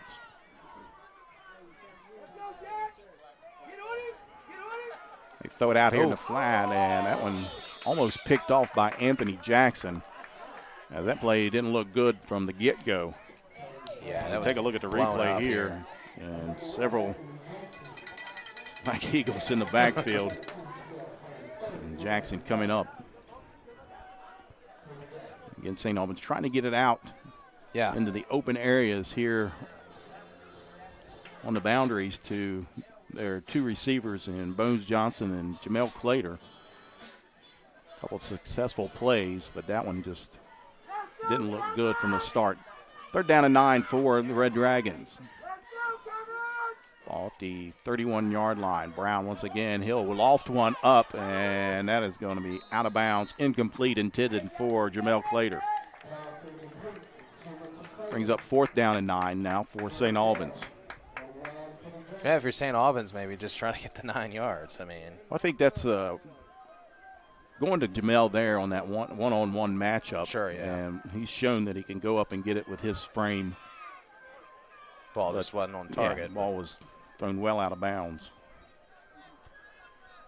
4th down for St. Albans.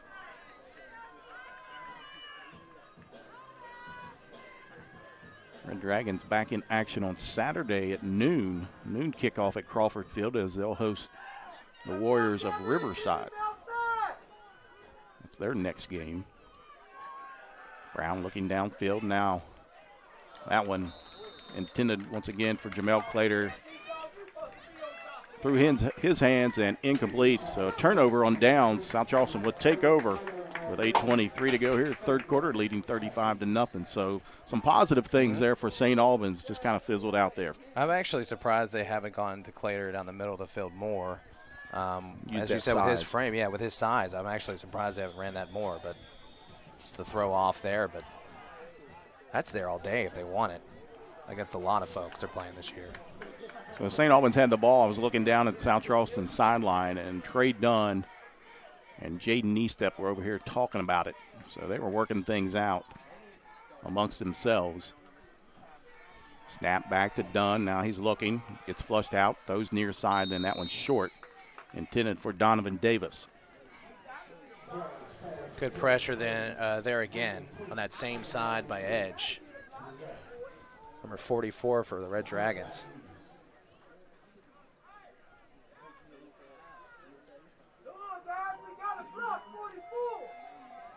As the fan says we need to stop 44. Sees it as well.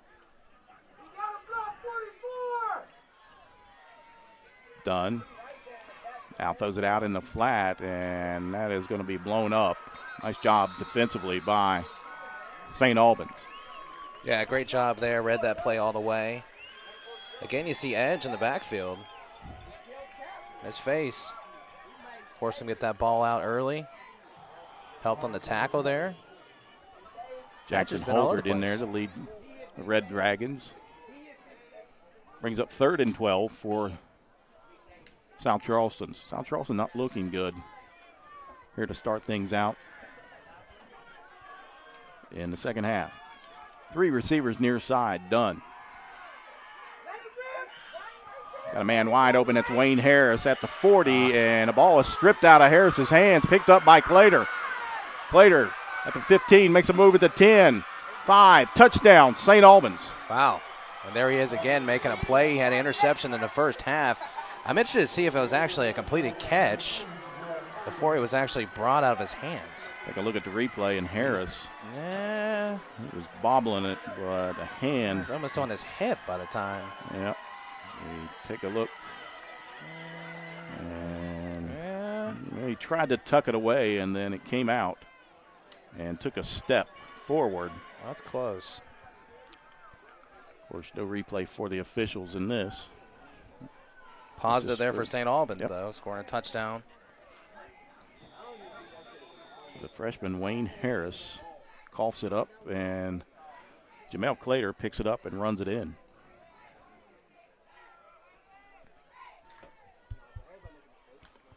And the kick is up and through. So St. Albans gets on the board with 7:21 to go here, third quarter. South Charleston still leads big 35-7. You're watching Black Eagles football right here on Video Productions. Today, I'd like to announce my campaign for re-election as president of Dutch Miller Kia. My opponent wants to strip away friends and family pricing, and I won't let it happen. On my watch, everyone gets a brand new bald eagle as soon as I can figure out where to buy it. It is all going to be absolutely, positively, without question, the hugest. A vote for Wes is a vote against bald eagles. Paid for by the 2020 Kia Sorrento, starting at just $229 a month. FCA has incredible impact on coaches, the teams, the players, and the community as well. It's changed our lives. It's changed mine as a husband, as a father, and as a coach. It does make an impact on our lives. FCA has become a full circle in our lives. People from all different kinds of backgrounds. If all we're going to be is a coach that happens to be a Christian, I think it's more important to be a Christian that happens to be a coach.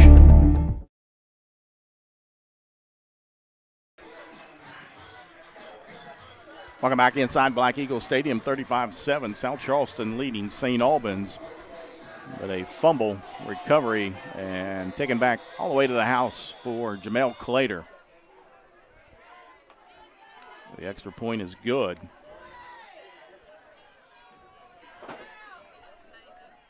PAT by number 16. I don't have him on our roster as he is doing the kickoff. And that one kicked deep. That'll bounce into the end zone, touchback. South Charleston will take over. Yeah, so if you're South Charleston here, you want to get back on track. You had the big lead, obviously, at halftime. Get back to what's been working for you. Obviously, you don't want to force anything, but you also don't want to play too conservative. Yep. But just get back to the basics, get back to some things that were happening in the first half. We don't know if the coaching staff might be trying some things out as well as begin the second half.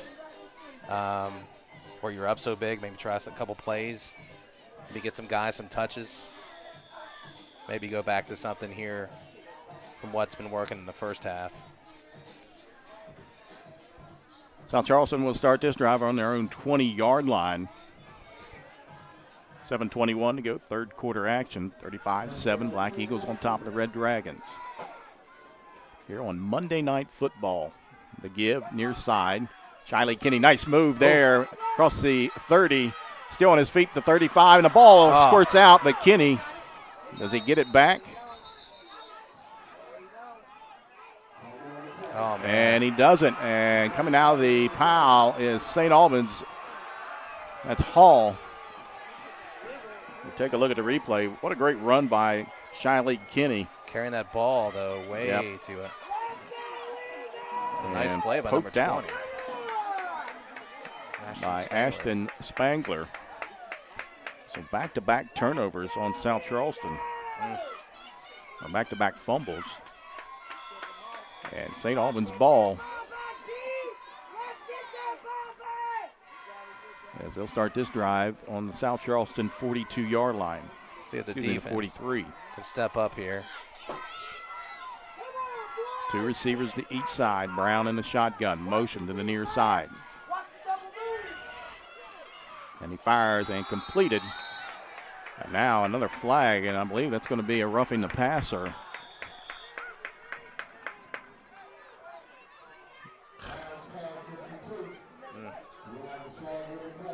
Take a look at the replay here. Yeah, it's just coming late in way hit. too late. Yep. A nice ball by Brown. Reception made by his tight end, Justice Warner. Just can't do that. I mean, tough. Obviously a tough start here in the second half. You got the fumble. Can't be hitting the quarterback that late. So they mark off the penalty, clear down to just inside the 25-yard line of the Black Eagles. First down and 10 for St. Albans.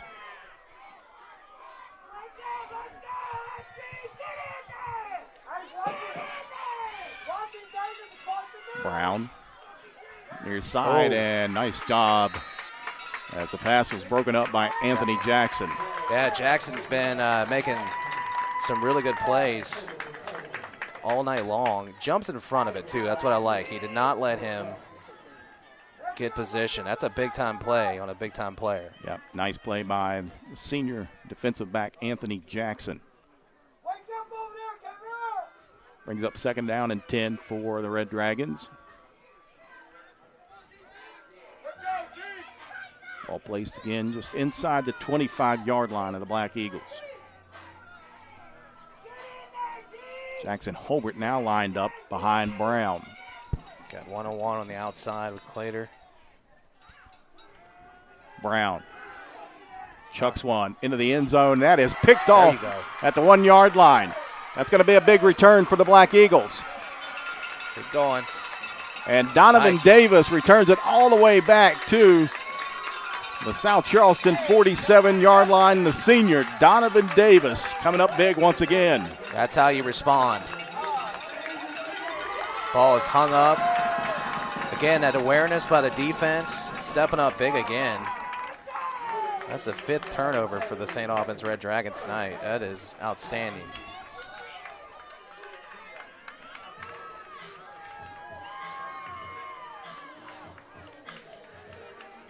Black Eagles will have first down and 10 at their own 47-yard line. After a couple fumbles. Let's see what the offense does now. Trey Dunn looks over the sideline, gets the call from head coach Donnie Mays.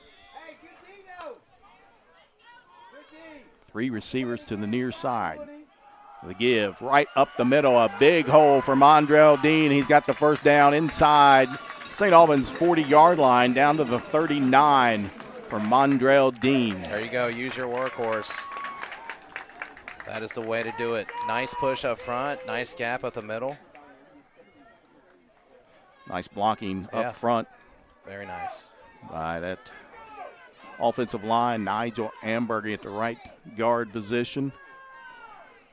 They speak highly of him. They give it to Dean. Nice move there at the 35, up inside the 30-yard line, down near the 25-yard line for Dean. Now big chunks coming for the running back, Mondrell Dean. Yeah.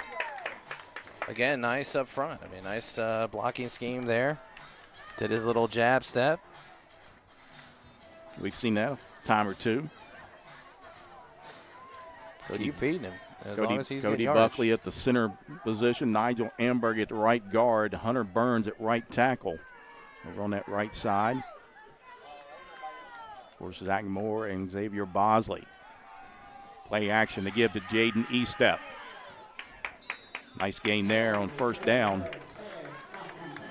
Estep just solid. Yeah. I mean, you get him the ball out there, he's going to catch it. Absolutely. And I'm not going to. I was going to say something, but I'm not going to jinx it. I'll tell you at the end of the game, if it happens. Pretty impressive. 3 receivers to the right side for South Charleston. Second down. And about 4 to give to Dean. Another big old hole, and he goes inside the 10. First down and goal for the Black Eagles.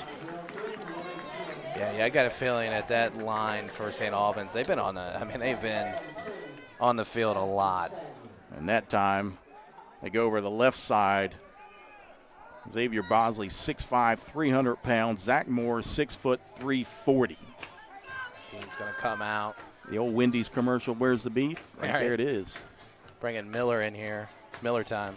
Is that Miller? Yep. Emilio Miller, the freshman running back, lines up behind Dunn. He'll take the snap, and another big hole inside the 5 down to the 3-yard line for Emilio Miller. Brings up second and goal for the Black Eagles. I would just run it again. I mean, it's working, right? I'll tell you what, I'll get right behind big number 55 and 67. Here you go. Emilio Miller, the freshman running back. Snap back and throw and in and out of the hands of Jaden Estep. And it looked like it was tipped. Yeah, it looked like it was tipped at the line of scrimmage, causing to go behind him on that play. But that was a nice play call, though. Caught him sleeping. St. Albans read a running play all day. I thought they were going to run it. I mean, you got the linebackers up. Oh, yeah, it's wide open. Yep. Tipped right there, yep. Ball was tipped by Aiden Holbert. So it brings up third and goal. Mondrell Dean in the backfield for the Black Eagles. They give to Dean, and he is pushing forward. Lunges. Is he in? He is. Touchdown. Wow, Black Eagles. That is effort. Let's see that flex. That is some effort. And that's how you reward him. I mean, he has carried you down there, dragging him. He drags Elijah Edge and reaches across the goal line for the touchdown for Mondrell Dean. Interception woke up the South Charleston offense. That's what they needed, a little jolt. They didn't mess around that time. Nope. As Chase Edwards out to attempt the extra point. And it's up and through. Edwards has been perfect. 42-7 South Charleston leading St. Albans right here on Video Productions.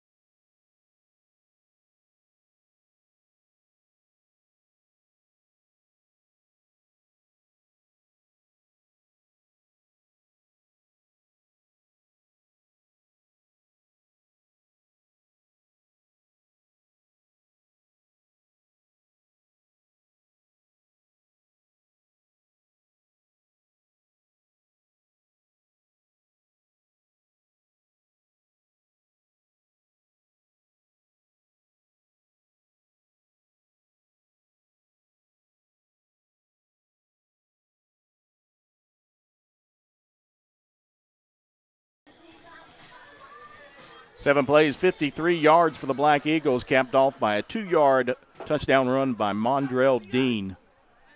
Makes it 42-7 Black Eagles, and another pooch kick and taken down hard.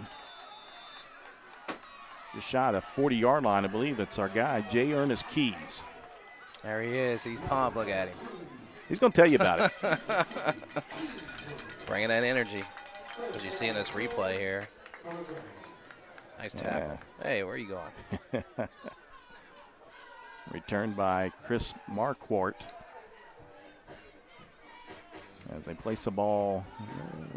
Well, they haven't placed it. Yeah, they did. I'm sorry. Right at the 40-yard line. 4:28 to go, third quarter, 42-7. South Charleston leading St. Albans.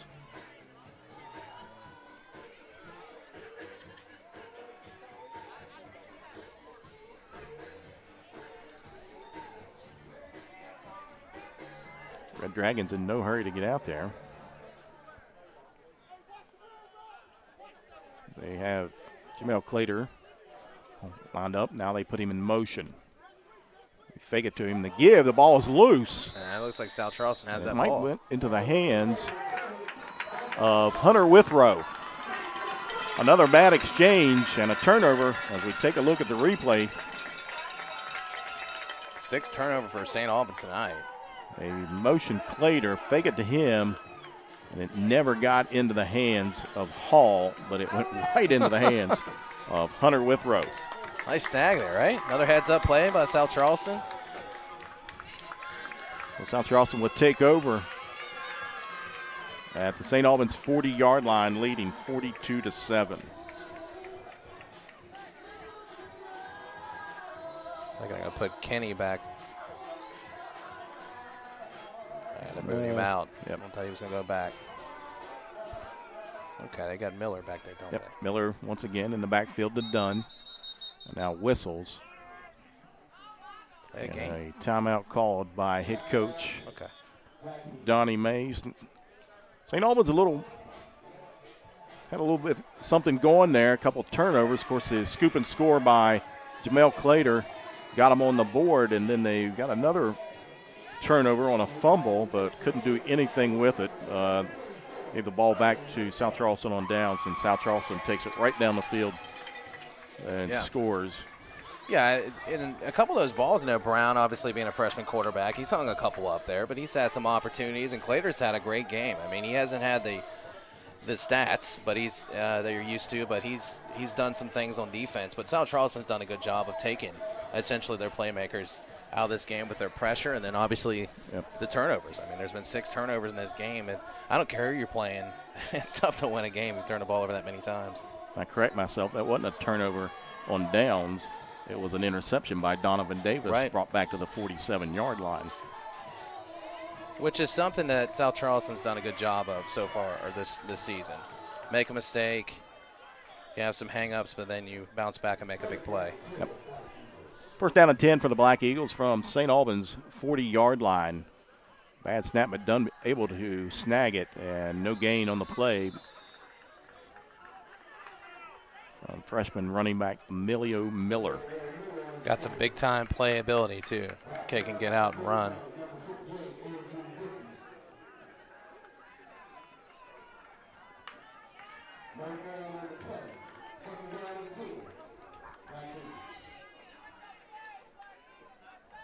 Second down and 10 for the Black Eagles. Ball setting just outside the 40-yard line.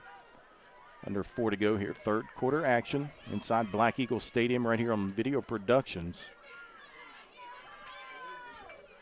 Snap back to Dunn. Pressure. Now fires it over in the flat. And was that intercepted? I think it was. Yeah, they're saying St. Albans. I believe that's Jackson Holbert that jumped the route. And a dangerous pass. It was like it fluttered out of his hand. It looked like Edge had an impact on that throw. Yeah, it may have. But Jackson Holbert there to make the interception, so St. Albans takes it right back.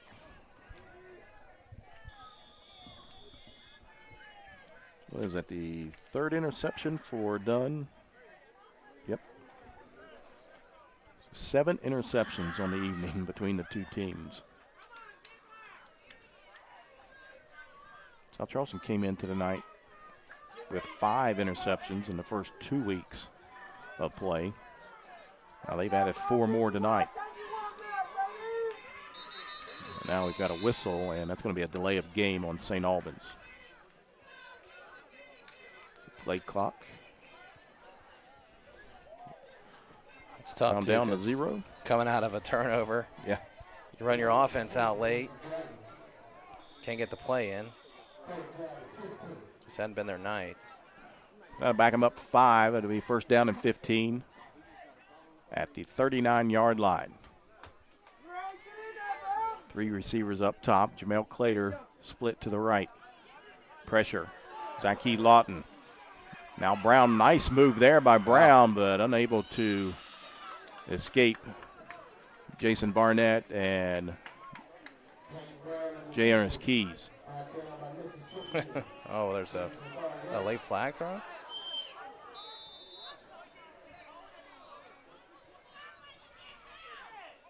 Unsportsmanlike, but he didn't point to any. Yeah, who was it? Must be on South Charleston. They are marking it off in favor of the Red Dragons. I saw Zyke Lawton saying something, but I didn't know if he was saying something to the ref. I thought he was just. So I'm saying something. I don't know if that was what was it, or it's hard to tell. So the penalty moves it into South Charleston territory down to the 46-yard line. That's one thing South Charleston might need to clean up. Well, I know they need to clean up. They had several penalties last week. Nothing of the unsportsmanlike conduct, but more of the holding. Oh, that one almost picked off by Jackson as it went right in and out of his hands. They had several holding calls last week. Didn't really hurt them. But, again, that may come back, especially the holding. They had some ineligible downfield last week. That may come back to the lack of practicing, the on and off again with the collared map. And you'll take those. I mean, you're not happy as a coach, but you'll take those over the after the play stuff. I mean, you don't want that. Yeah, you don't want the unsportsmanlike conduct stuff or the late hits that we have seen.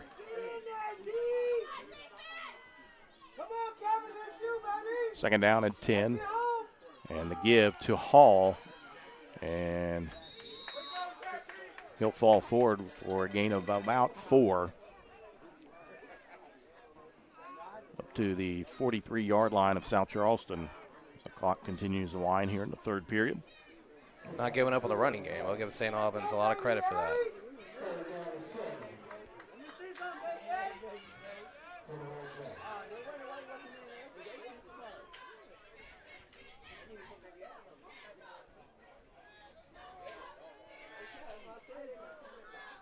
So third down and 7 for the Red Dragons.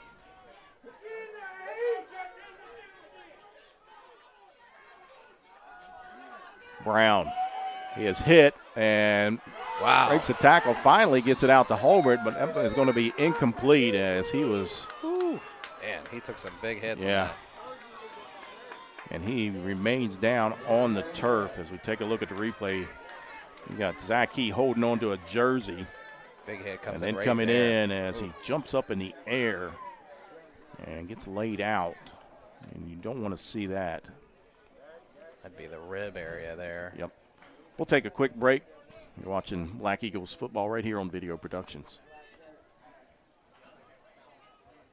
These uncertain times, it's reassuring that our county has a sheriff like Mike Rutherford. Here's what your neighbors have to say about our sheriff. He supports local law enforcement. It doesn't matter what uniform you're wearing, Sheriff Rutherford will support you.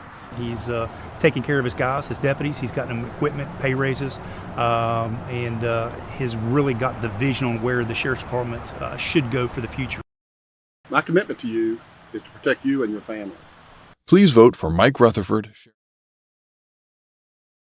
I'm Stuart Caldwell. For more than 40 years, I and my firm have vindicated the rights of individuals hurt by defective drugs, defective chemicals, and other products. Now I'm teaming with Booth to take on the big drug companies to vindicate the rights of children born with NAS. There are significant legal proceedings that could affect you and your child's legal rights. If you're the parent or guardian of a child who you believe was born dependent on opioids, you need to... Welcome back inside Black Eagle Stadium as Peyton Brown is able to get up and walk off. So that's a good sign. But that'll bring up 4th down. And we're looking at the replay. Look at Mondrell Dean come flying in there as Brown kind of jumped up in the air to throw it. Where Zachy Lawton had a hold of his jersey. Yeah, that's a tough hit. Snap back to kick away. And that's going to be another flag. And that's just unacceptable. As Shiley Kinney, more flags coming in.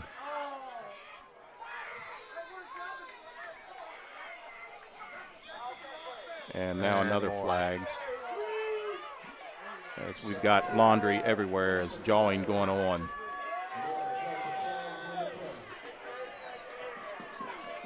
I got number 5 out there. Is that? And they're still trying to separate. And now, right now, you just got to get your guys over on the sidelines, and they do. Nice job by the coaching staff getting out there. You got some frustrated kids. Yep. Tough game. As the officials will huddle up. And I kind of imagine this is going to be going both ways, but you did have the running into the kicker. Yeah, that's you can't have it was that. Nothing. They're going to try to sort this out. We may be here tomorrow. Nothing big, but again, he comes in and taps him. You don't need to do that. Nah. Just stay off of him. Right. Get away from him. Just kind of run into him there. Didn't even knock him down, but still, it's going to draw a flag from the official. But then the officials emptied their pockets with all the yellow flags that they had. Yeah, it's where the block in the back there is our producer here showing us. That's what it looked like. It looked like a block in the back as well. So you got I don't know, I think they'll do an unsportsmanlike on both teams. Yeah. Got the running and the kicker, and you have either a, looks like a block in the back there.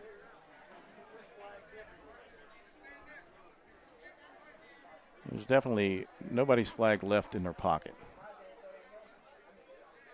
I don't know what that flag was for. I don't know. That was late. No, he's still running the ball. Just a block here. Right here. It's just a late flag right here. Right there. That's just a block. I don't know what that was for. Then some jawing going back and forth. Get these coaches on the same page here. They do bring out Mays, and Coach Ricky Steele is the acting head coach tonight. Ricky Steele, the defensive coordinator for the Red Dragons. And they've done a great job. I mean, he's done a great job with that defense this year. Just facing the best offense he's gone against all season long. It's just been a frustrating game for the Red Dragons. So it looks like Donnie Mays is holding the meeting. He's doing a lot of the talking. Him and Coach Steele. He's on that SSAC rules committee. Yep. So the conference continues as both head coaches out there with the officials. Come on, guys, I got to work tomorrow. That's what I was saying. We might be here until tomorrow. I don't know. Pack your sleeping bag.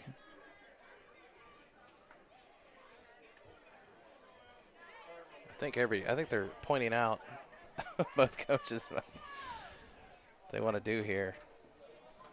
Donnie Mays has left the huddle. All right, here we go. I think we're getting a verdict here. And now the official in the white hat turns back around, wants to talk it over once again. All parents keep in mind what you do this game can affect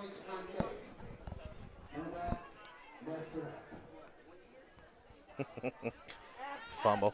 The ref trying to. There we go. So personal foul, running into the kicker. That was not a personal foul. I'm sorry. He just kind of bumped him, which should have been a 5-yard penalty.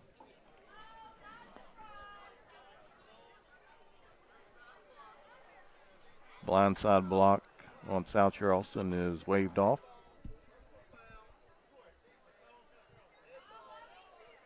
Yeah, I figured that'd be an offset.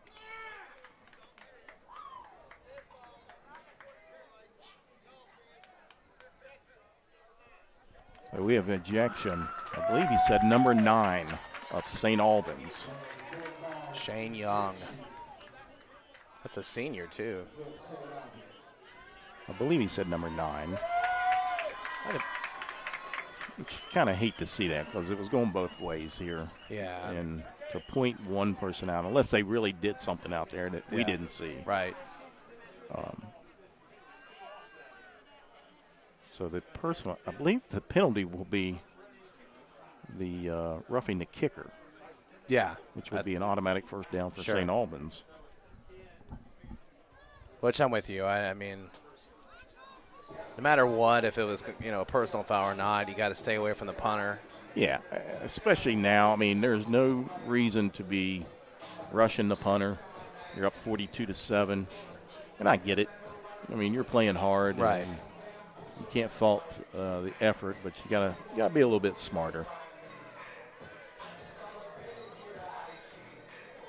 All right, so at another halftime, that's good. Yeah. See if we can get out of this third quarter here. So it'll be St. Albans' ball.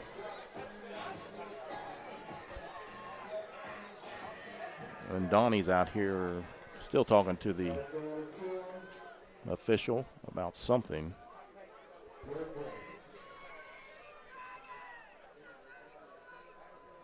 But it'll be St. Albans' 1st and 10 from the South Charleston 28-yard line. Are they trying to make sure they spotted the ball? Is that what Mays is saying?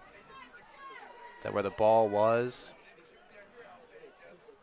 Now the officials are coming back together. It looked like more than a 15-yard penalty there. I think that's what Mays is trying to say, is where the ball was originally spotted. Should the ball be where it's at right now? So he keeps pointing back.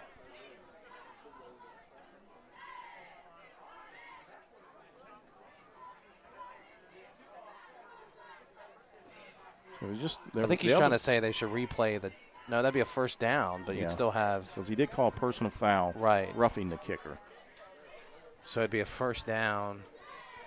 15 yards from. So now they're backing him back up. So yeah, that was. Okay. Yeah. 15-yard penalty. Yeah. And now they're coming way back, and it did look like it was. A lot, yeah. It was. Yeah. Now we're back to some normalcy. All right. In 2020. So a little rules clinic here going on for officiating. Again, we got to get Fred, man. We got to get Fred McPherson. Yeah, Fred McPherson needs to come up and at least we need to call him. Right.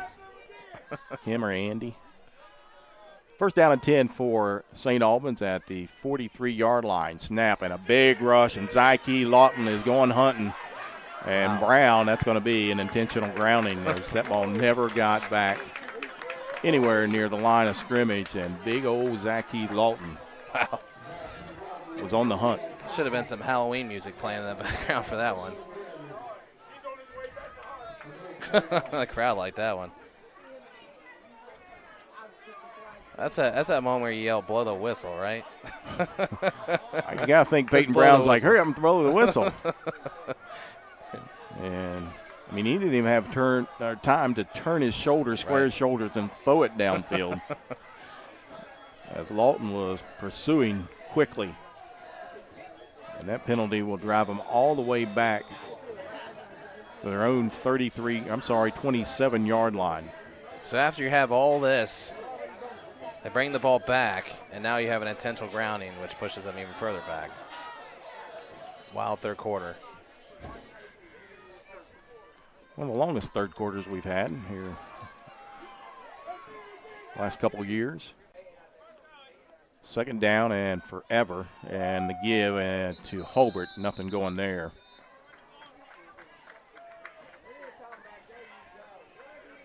J. Ernest Keys in there, Hunter Withrow, Caden Davis.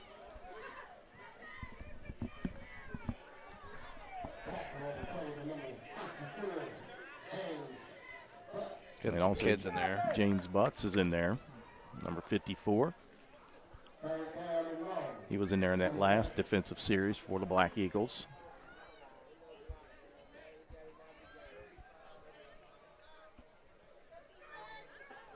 Brings up third and forever for St. Albans. They got to get clear down to the South Charleston 33-yard line.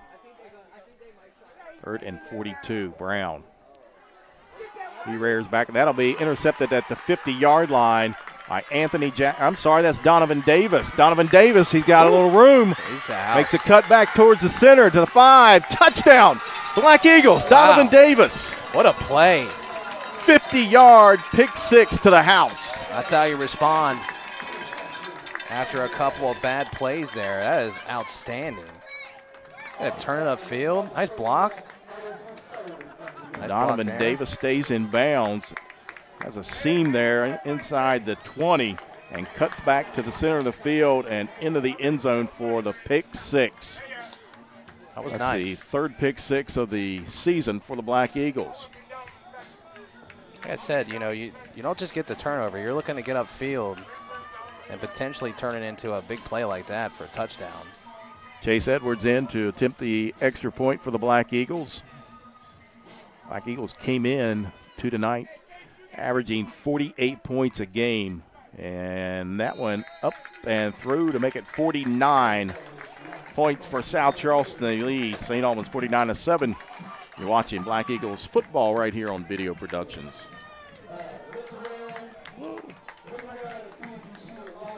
With all that's going on, Mullen Plumbing, Heating, and Cooling wants to remind our neighbors we're here for you. We're taking extra precautions to protect you and our employees. Right now, we're offering 6-month no-interest financing to help you stay comfortable throughout this crisis.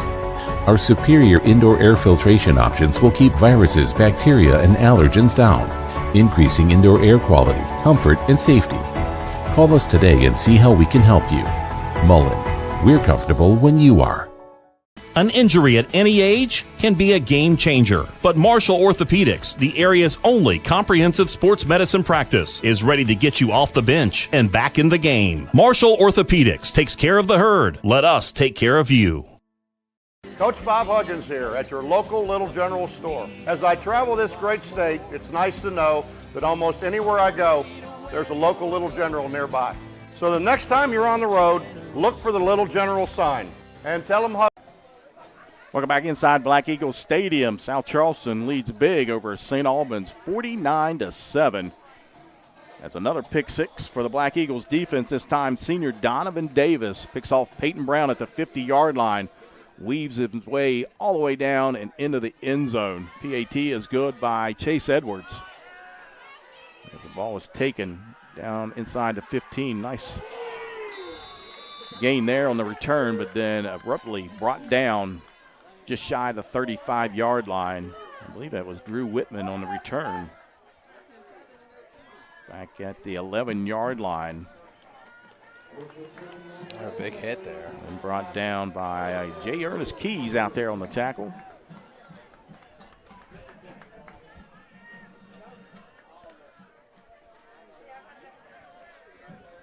.6 seconds to go here in the third period. It'll be a running clock in the fourth quarter. South Charleston leads by more than 35.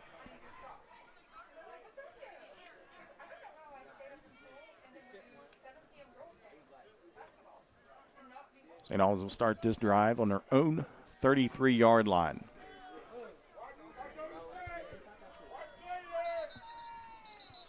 And now we've had a whistle when a timeout by the Red Dragons. So we'll take a quick timeout as well. 49-7, South Charleston leading St. Albans here on Video Productions. Jeep Adventure Days is going on right now, and at Dutch Miller Jeep in South Charleston, our end of summer sales event means there's never been a better time to buy. For a limited time, ask about 0% financing on select Renegades, Compass, Cherokees, and Grand Cherokees. Friends and family pricing for everyone is the reason Dutch Miller remains the #1 Jeep dealer in the entire state of West Virginia. So what are you waiting for? Come in today for our end of summer sales event going on now. Text or chat now at DutchMillerJeep.com. I'm Stuart Caldwell. For more than 40 years, I and my firm have vindicated the rights of individuals hurt by defective drugs, defective chemicals, and other products. Now I'm teaming with Booth to take on the big drug companies to vindicate the rights of children born with NAS. There are significant legal proceedings that could affect you and your child's legal rights. If you're the parent or guardian of a child who you believe was born dependent on opioids, you need to act now. Back here at Black Eagle Stadium as give up the middle, nowhere to go there for Jackson Hobart as we go under 10 seconds here in the third quarter. And that'll be the last play of the third quarter. South Charleston leads big over St. Albans here at Black Eagle Stadium, 49-7. You're watching Black Eagles football right here on Video Productions. With all that's going on, Mullen Plumbing, Heating, and Cooling wants to remind our neighbors we're here for you. We're taking extra precautions to protect you and our employees. Right now, we're offering 6-month no-interest financing to help you stay comfortable throughout this crisis. Our superior indoor air filtration options will keep viruses, bacteria, and allergens down, increasing indoor air quality, comfort, and safety. Call us today and see how we can help you. Mullen, we're comfortable when you are. In these uncertain times, it's reassuring that our county has a sheriff like Mike Rutherford. Here's what your neighbors have to say about our sheriff. He supports local law enforcement. It doesn't matter what uniform you're wearing, Sheriff Rutherford will support you. He's taking care of his guys, his deputies. He's gotten them equipment, pay raises, and has really got the vision on where the Sheriff's Department should go for the future. My commitment to you is to protect you and your family. Please vote for Mike Rutherford. We enter the final quarter here at Black Eagle Stadium. South Charleston leading 49-7 over St. Albans. It'll be a running clock here in the fourth quarter. Brown and a fumble as he jumps back down on it. But 7 turnovers tonight for St. Albans. Brandon and South Charleston has cashed in all evening on these turnovers, especially on these interceptions. Yeah, and it's not something that South Charleston needs. I mean, they've been dominant all year long so far on defense, and they have cashed in on those in previous games. So, yeah, that was huge. I mean, we look at their stats. We looked at that, 46 plays? Yeah, 47 plays. 47, 36 yards. So then you look at their first downs. I mean, they've had 3 first downs the entire game. I mean, if you throw in those turnovers, that is brutal. Brings up 3rd and long for St. Albans. About the 34-yard line. Brown gets it over here in the flat. That's Bones Johnson. And quickly making the tackle. I believe that's freshman Wayne Harris. Nice job by Mr. Harris. Form tackling, right? Nice tackle. And he's a freshman to keep an eye on, as he has 2 interceptions on the year. Had one against Capital and then another one against George Washington back on Tuesday. So a good-looking freshman. We talk about South Charleston being young in previous years. Yeah. And some of those guys have grown up, like Lawton and Shyleek Kinney, but, man, they still got a lot of youth out there that are getting some minutes. Punt hits at the 40, a nice roll for St. Albans down to the 25-yard line. South Charleston will take over with 10:01 to go. And in command of this one, they've been in command pretty much the whole game. They led 35-0 at the half. St. Albans with a little positive to begin this second half, but then South Charleston quickly squashed that. Yeah. I think, I just keep pointing those turnovers. I mean, it doesn't matter who you're playing, how good you are. I mean, if the tables were turned tonight, if South Charleston turned the ball over 7 times, who knows what St. Albans could have done with that. And that says a lot about South Charleston. I mean, we've talked about how dominant they were up front, how well they played in the secondary, their awareness. Those are all things. And then obviously the return after the interceptions have been huge. So on a running clock, we're under 10 minutes here in the fourth quarter. Trey Dunn back out there for South Charleston, and the give right up the middle. And I believe that's Joseph McAllister, the senior, with the run for about a gain of 4 for McAllister. McAllister has a rushing touchdown. He scored against Capital in the first game. South Charleston came in tonight, 5 interceptions on the year. Yeah. And now another 5 they tack on tonight. So 10 interceptions in the first 3 games for the Black Eagle defense. That's going to win you a lot of football games. Yeah.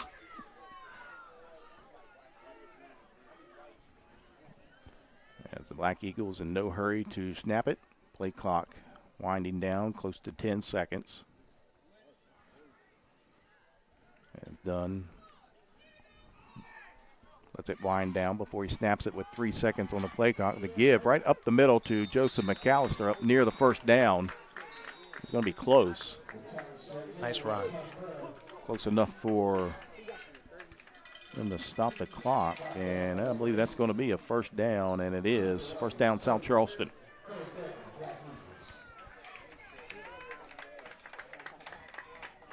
Moving chains. Clock continues to run.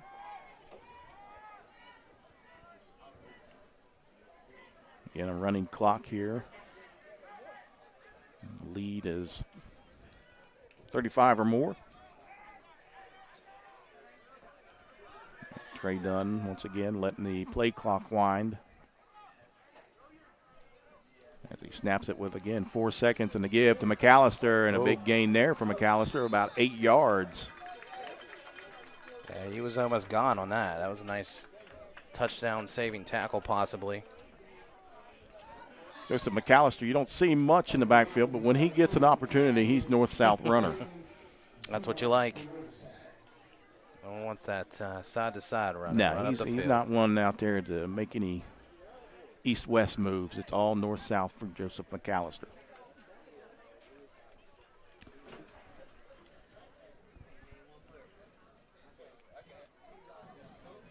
Second down and 2. Dunn fires it out here near side. That's Estep. Gets a nice block. Makes a move there across the 50 on his feet and pushing towards the 45 before he is finally brought down.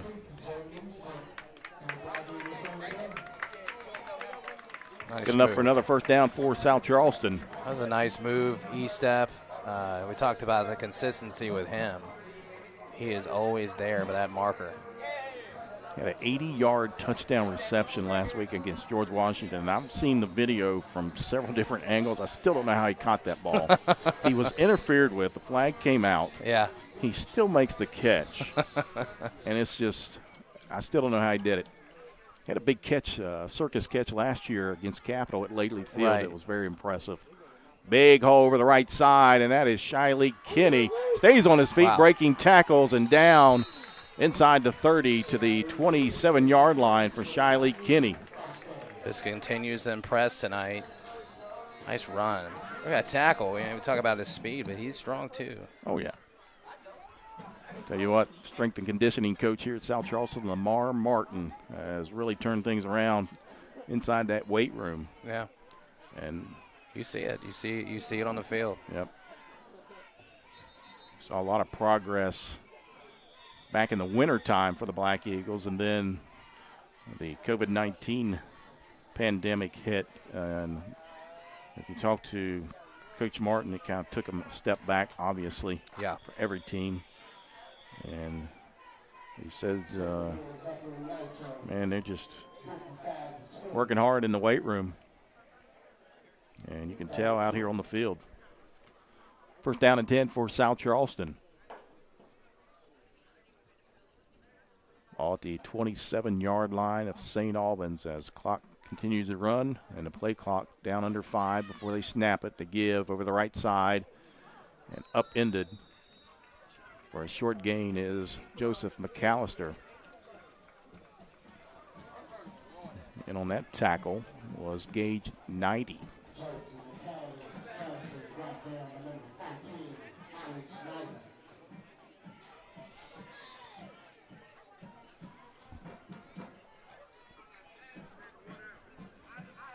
South Charleston once again will travel to Huntington to take on the Highlanders Friday night. So a quick turnaround for the Black Eagles. But, I mean, we see a lot of that all across the state.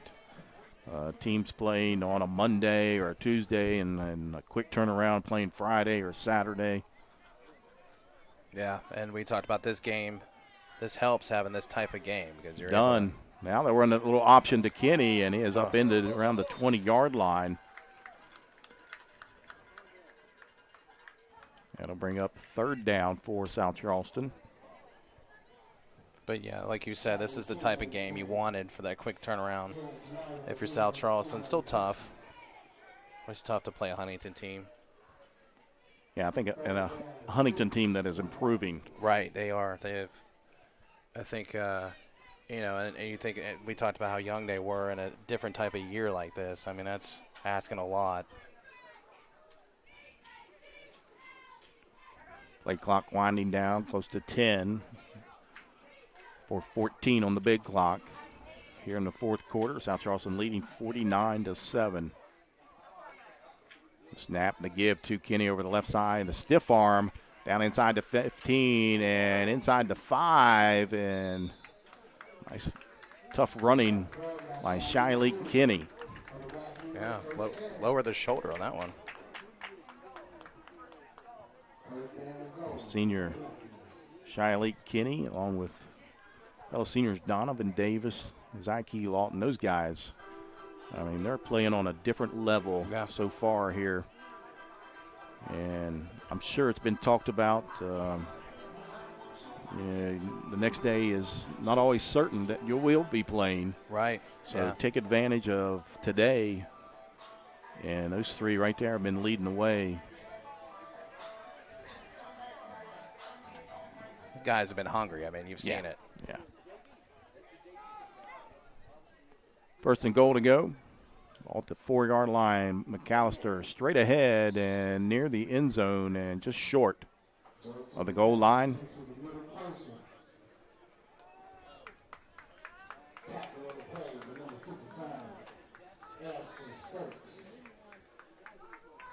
I think you run the clock here and hand it off again.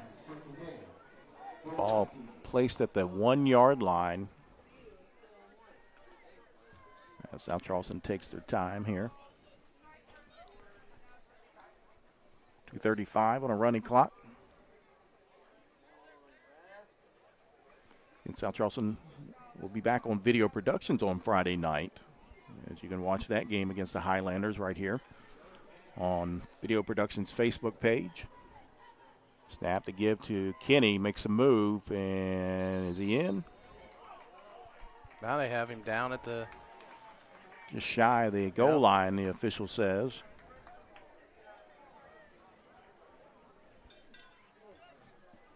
The Black Eagles fans will be able to watch South Charleston take on the Highlanders Friday night at Bob Sang Stadium. The only bad thing, they won't be able to listen to us. It'll be a Huntington broadcast. Oh, okay. So, that might be a good thing. Finally a break from those guys, right?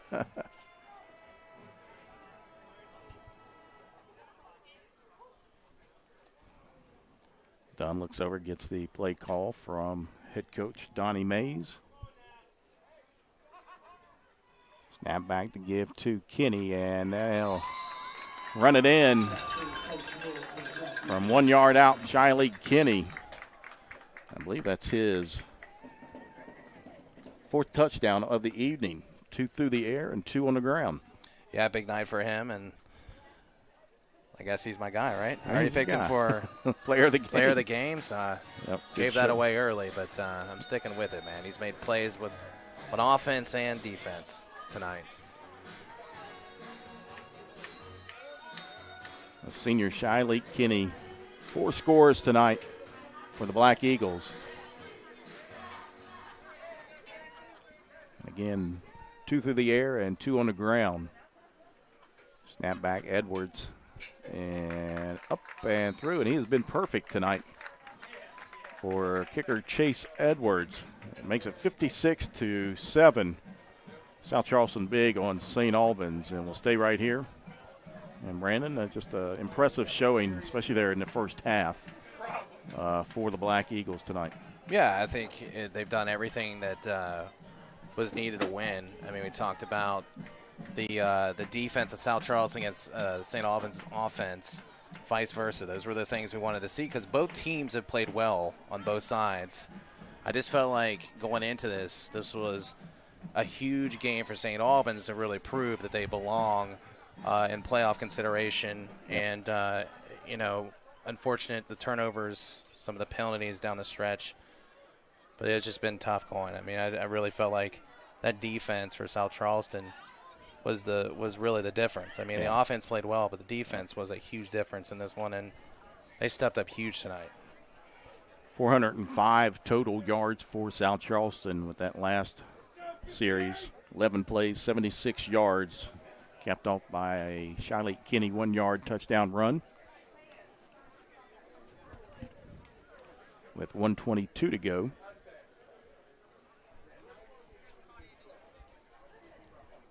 Again, St. Albans will be back at Crawford Field Saturday, a noon kickoff, as they'll host the Warriors of Riverside. Very winnable game, too, for St. Albans. Riverside struggling a little bit as a program, trying to get themselves back on track as well, but a very winnable game for St. Albans. Not saying they can't lose that game, but I'm saying it's a very winnable game for St. Albans to bounce back, get a victory there at home. Of course, they've got the new field turf down there as well.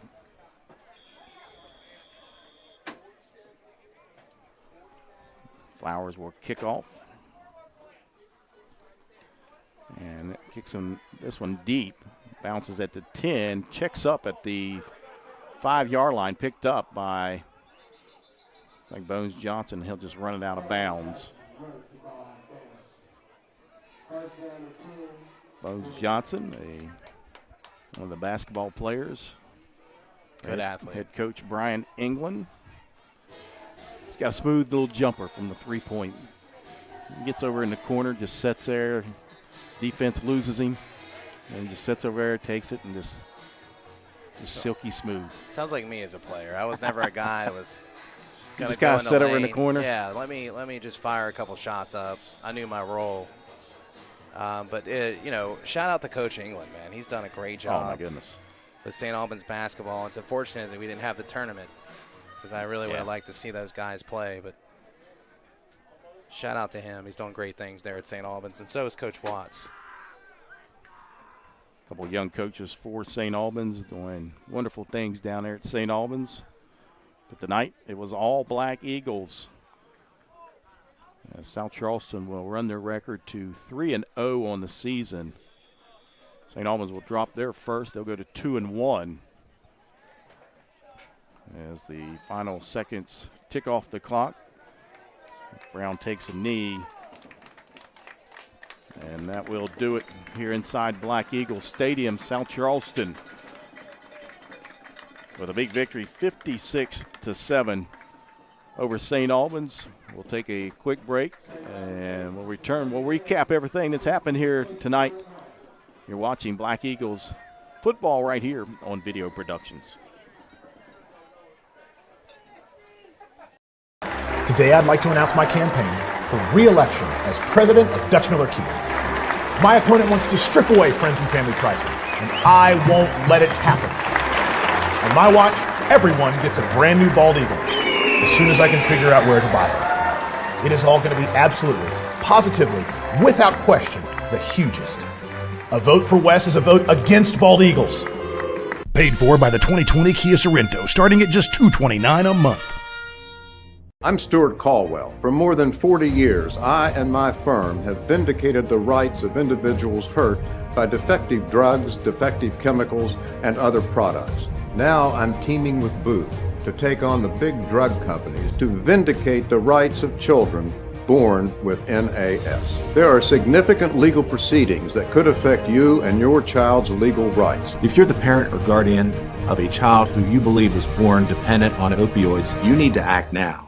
FCA has incredible impact on coaches, the teams, the players, and the community as well. It's changed our lives. It's changed mine as a husband, as a father, and as a coach. It does make an impact on our lives. FCA has become a full circle in our lives. People from all different kinds of backgrounds. If all we're going to be is a coach that happens to be a Christian, I think it's more important to be a Christian that happens to be a coach. With all that's going on, Mullen Plumbing, Heating, and Cooling wants to remind our neighbors we're here for you. We're taking extra precautions to protect you and our employees. Right now, we're offering 6-month no-interest financing to help you stay comfortable throughout this crisis. Our superior indoor air filtration options will keep viruses, bacteria, and allergens down, increasing indoor air quality, comfort, and safety. Call us today and see how we can help you. Mullen, we're comfortable when you are. In these uncertain times, it's reassuring that our county has a sheriff like Mike Rutherford. Here's what your neighbors have to say about our sheriff. He supports local law enforcement. It doesn't matter what uniform you're wearing, Sheriff Rutherford will support you. He's taking care of his guys, his deputies. He's gotten them equipment, pay raises, and has really got the vision on where the Sheriff's Department should go for the future. My commitment to you is to protect you and your family. Please vote for Mike Rutherford. Coach Bob Huggins here at your local Little General store. As I travel this great state, it's nice to know that almost anywhere I go, there's a local Little General nearby. So the next time you're on the road, look for the Little General sign and tell them Hugs sent you. An injury at any age can be a game changer, but Marshall Orthopedics, the area's only comprehensive sports medicine practice, is ready to get you off the bench and back in the game. Marshall Orthopedics takes care of the herd. Let us take care of you. Welcome back inside Black Eagle Stadium. Final score, South Charleston wins big 56-7 over the Red Dragons of St. Albans. South Charleston going to 3-0 on the season. St. Albans will drop to 2-1. As we look down at the stats, South Charleston with 405 total yards of offense on the evening to St. Albans just 30 total yards. Yeah, like I said, South Charleston's been outstanding all season long, and with that many turnovers you cash in those for points. South Charleston's too good on offense, too, to allow for St. Albans to allow that to happen. And then it was a tall task for Peyton Brown to come in here as a freshman quarterback. Best defense he's seen all season long, and really just had a tough time going, especially as it starts with that interior defense, that line. And it's just, I mean, there's no other way to put it other than Black Eagles have just been playing outstanding on defense. I mean, it starts there. As much as you want to say about their offense, they're explosive. You know, Shiley Kenny, who's explosive as any player on offense, but the things they present on defense, it's going to win them a lot of football games. Yeah, Peyton Brown, the freshman quarterback tonight, just 7 of 22, 48 yards, no touchdown passes, but 5 interceptions on the evening for the freshman quarterback. The leading rusher for St. Albans was Jamel Clater, 2 attempts, 23 yards. I'm sorry, the leading receiver for St. Albans was Jamel Clater. The leading rusher tonight and was Demetrius Hall, 10 attempts and 5 yards. So they could never get anything going against that defense on the ground. Yeah, and another thing that South Charleston does a good job of is they put you in long second and third down situations, and they force you to be one-dimensional. I think those are two things that are also outstanding about this defense. They force you into things that necessarily you aren't very great at. Like if you go back and look at Capital doesn't have a great passing game, so they took away the run game, forced Capital in long third down situations, which obviously was good for South Charleston. Same thing with GW the week prior, forced RT Alexander in some situations, and then tonight you have a young quarterback, and obviously the coaching staff want to go after him and test him early, and they did a good job of that.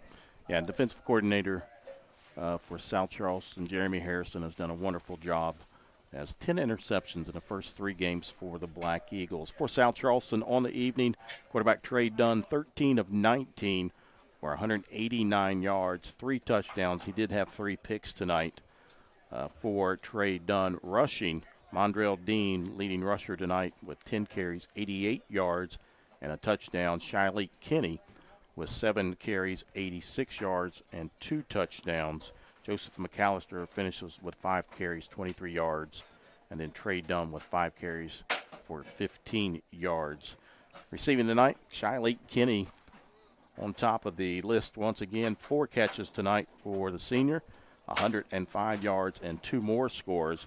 Jaden Estep, 4 receptions for 39 yards. Mondrell Dean, 1 reception for 19 yards. And then Donovan Davis, the senior, who showed up big on the defensive side tonight with a couple of interceptions. He had 1 reception for 11 yards and a touchdown. Tonight, our player of the game goes to Shiley Kinney, the senior wide receiver. Again, 4 touchdowns this evening. He had 4 receptions for 105 yards through the air and 2 scores, and then did it twice on the ground. He had 7 carries, 86 yards, and 2 more scores. Yeah, he's a player you can put anywhere on the field, and that's good, because if you're someone who's preparing for South Charleston and looking at their offense, if you have to watch that guy everywhere he goes on the field, that's going to present a problem, because now everybody's watching him. There's other weapons on South Charleston's offense that's capable of scoring, obviously. So, and the backfield, we talk about these running backs, they really set the tone as well. Yep. You know, they really set up the passing game.